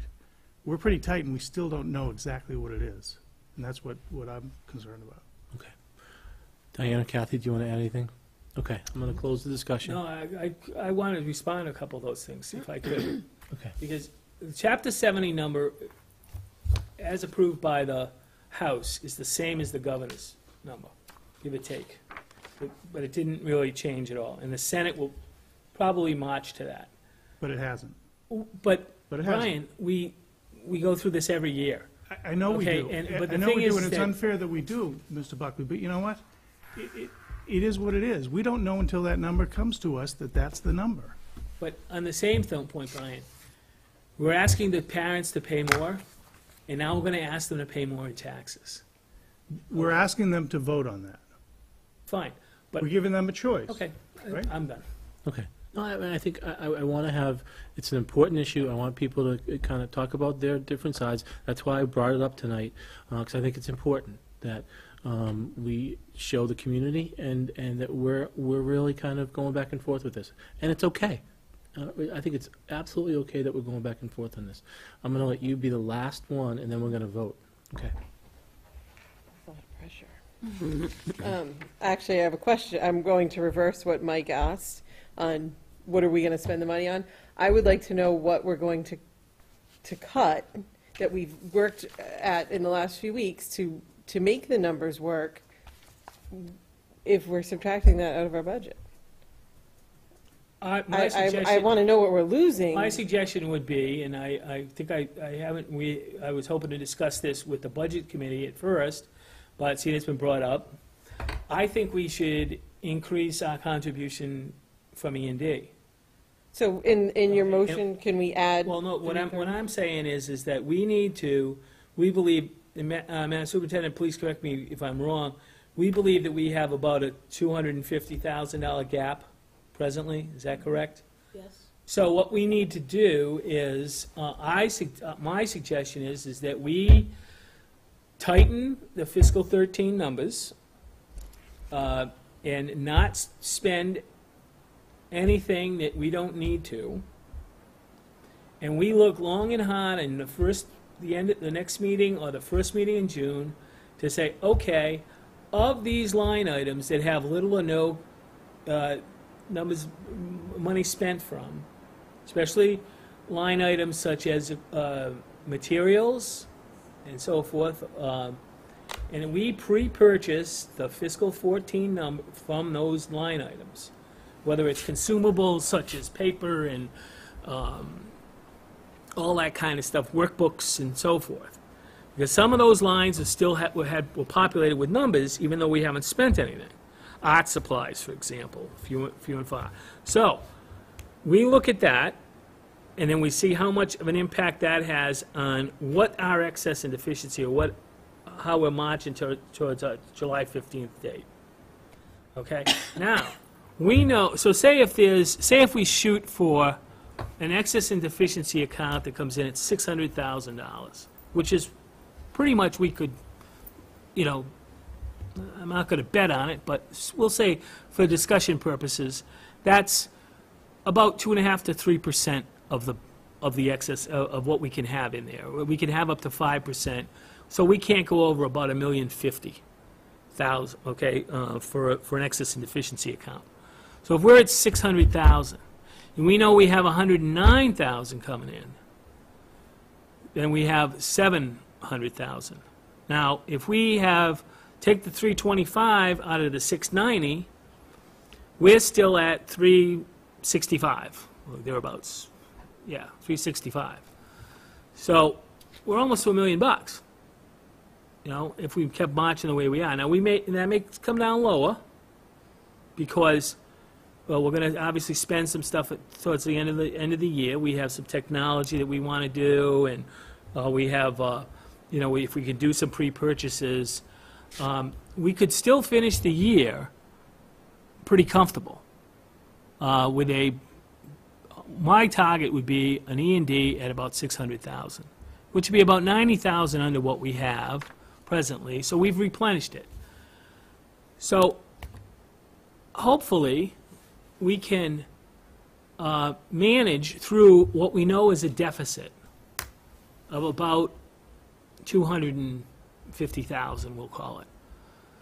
whether it's an increase in E&D contribution, that we make an increase in the E&D contribution on July 15th, and instead of taking $325 out, we take $425 out.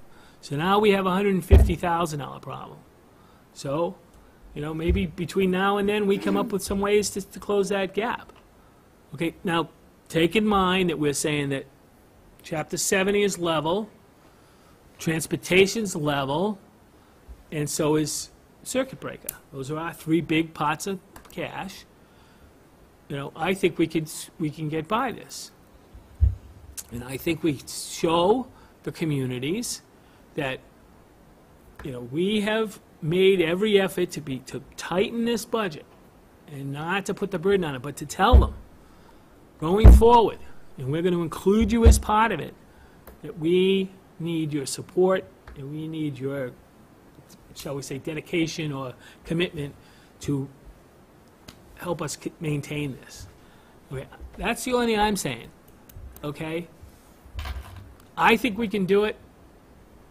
I think it will be a lot of hard work. I believe that we need Ms. Scungio involved more interactively, more intimately with the budget process. Nothing as superintendent, but we do have her as the business manager. We do, the office manager, and we do expect, some financial expertise from him. She does know the financial expertise. I think that it's paramount. Okay, we cannot keep operating the way we've been operating. We need to move on in this fashion, I believe. Okay, all right. So I'm going to end the discussion. We're going to do a vote. We're going to do a roll call vote. So we're just going to go around, and we're going to either say yes to the amendment to the amendment as said was to eliminate the additional contribution for both towns and inform the towns to pass over. So we're going to start with Ms. Robinson. They won't pass over. They just lower the numbers. We'll lower it to 0. Yeah. So If I'm in favor of taking it out? correct, in essence, zeroing out. No. No. Screen sign, no. Yes. Mr. Tringali? No. I'm a yes. Yes. Ms. Robinson, yes. No. Ms. Faulkner? No. No. Okay. So it does not pass. Okay, good. Anything else? Mrs. No. Okay. So moving forward on the agenda, we are going to move towards public forum. So if there's anybody in the audience that would like to take the opportunity to come up and have any comments, now would be the time to do it. Seeing none. Committee forum. I'm sorry. No, we were just. Kibitson? We will start with Mrs. Robbins. Just a thank you to the fifth graders that came out. I know it was math, and I know it was English, but I think it was health, too, because we now have the skills to take care of our feet properly. So, it was just an all-around great, and kind of why we're here, and we like to see that the kids come out, so that's all for me. Thank you. I would just like to mention, I know that you've heard us mention the Millville Playground and where we're trying to move with that. I would like to share with you that we have been awarded a very small, but a small grant from Unibank. And we're going to have our first fundraiser, and that will be, I'm trying to pull it up here, on Sunday, May 19th at Uno Pizzeria in Bellingham. And they donate part of the proceeds back to the it'll be for MESPA Playground Foundation.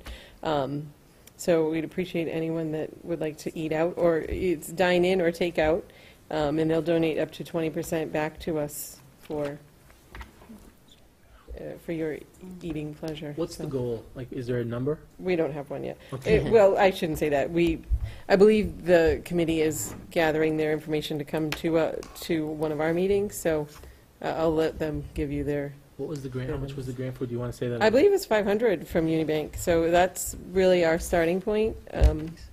Right now, they were still working with the Millville Selectmen to get the site down, and then they are going to come to us for approval. Or I guess our best wishes. Are they including Mrs. Desai in the site selection, or where it's going to go? I Did they remember what? several years ago, there was a similar proposal, but it was, they could never really come to a solid location, and it was really Mr. Campbell's call in the end Right. about that. So you may want to include It's been Mrs. in the Desai. place of the Selectmen. It's already Yeah, passed. but it's our Mrs. school, and she's going to have to manage it. So before we burden that obligation on her, She's should been probably have some informed insight. every step of the way. She has But been. she'll probably have the last delineation, that's what I'm saying. What did you is say, that location? Is that- Right. A lot of ledge up there. If you take a ride, it's staked out right now, if Millville you'd Mile. like to see it. Where is it? It's just, Millville Mile. What? it's I've done past, yes. in the back off of the hard top, It loops. about 30 feet out from the water tower. Is it on the King land or is it on the school land? School. Because that line runs close there. Yes, it does. We have You site might be able plan. to integrate that water tower into some kind of a clay structure. Well, I think We were thinking of a rock I think wall, the fire but department's going to put the- a pole up behind it now. I heard they were putting a shed for communications out there, so I don't know. It's a, Zip line from a water Zip tower? line, there you go. Is that it, Aaron? yes, thank you. I just want to thank Mrs. Vanaco for giving me a reason to go eat a pizzeria. Yes, please do. I'll see you there. No, just again, thanks. I loved having the class here. It was great to see them, and very impressed. Yeah, a couple of things. First of all, I don't know, I think I did send you all a copy of a article that was in the Telegram regarding choice in Central Mass. Kind of interesting. They did some color coding, and towns that are big receivers had a nice big red blot on there, and towns that, and then the color based on the color of the town showed like how many kids are actually leaving. Some of the big winners in this area, Mendon Upton, appear to be. We are on the negative side of that, but it's interesting to note that many of these schools have really taken upon themselves to go out and recruit. Okay, really driving up that. In fact, there was one school district that sent out like 15,000 postcards to potential children. Now, it's a shame we couldn't get a little cross-state thing going on, seeing we're so close by, but that was a no-no 10 years ago, but not so much obviously anymore.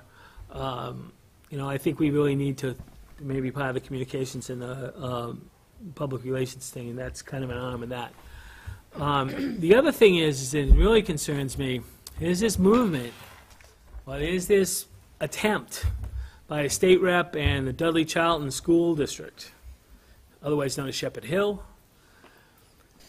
The rep out there, Mr. Durant, who's from Charlton, I believe, or Oxford, or out that way anyway, they would like to see the law changed regarding regional schools, that any time the regional school budget went up more than 2.5%, that you would have to call a district-wide election to approve that increase.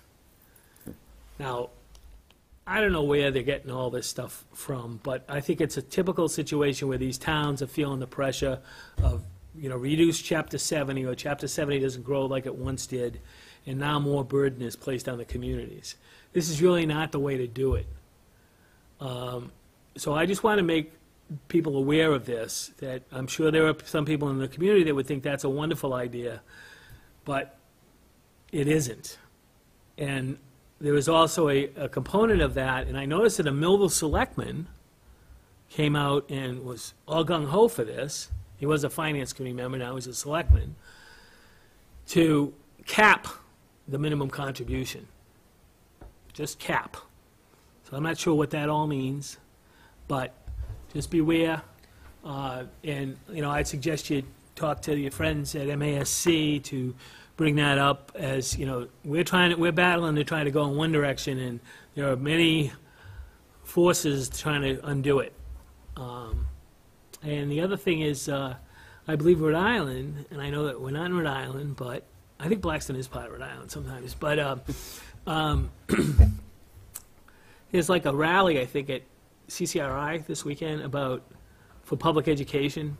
Read a few things about it. Like, there is a real national movement, and it's really funded by like outfits like Walmart's foundation and the Gates Foundation, where they do wonderful things. But they like nothing more than to privatize public education in some form or fashion. So, these are some of the topics you really should be watching out for or paying attention.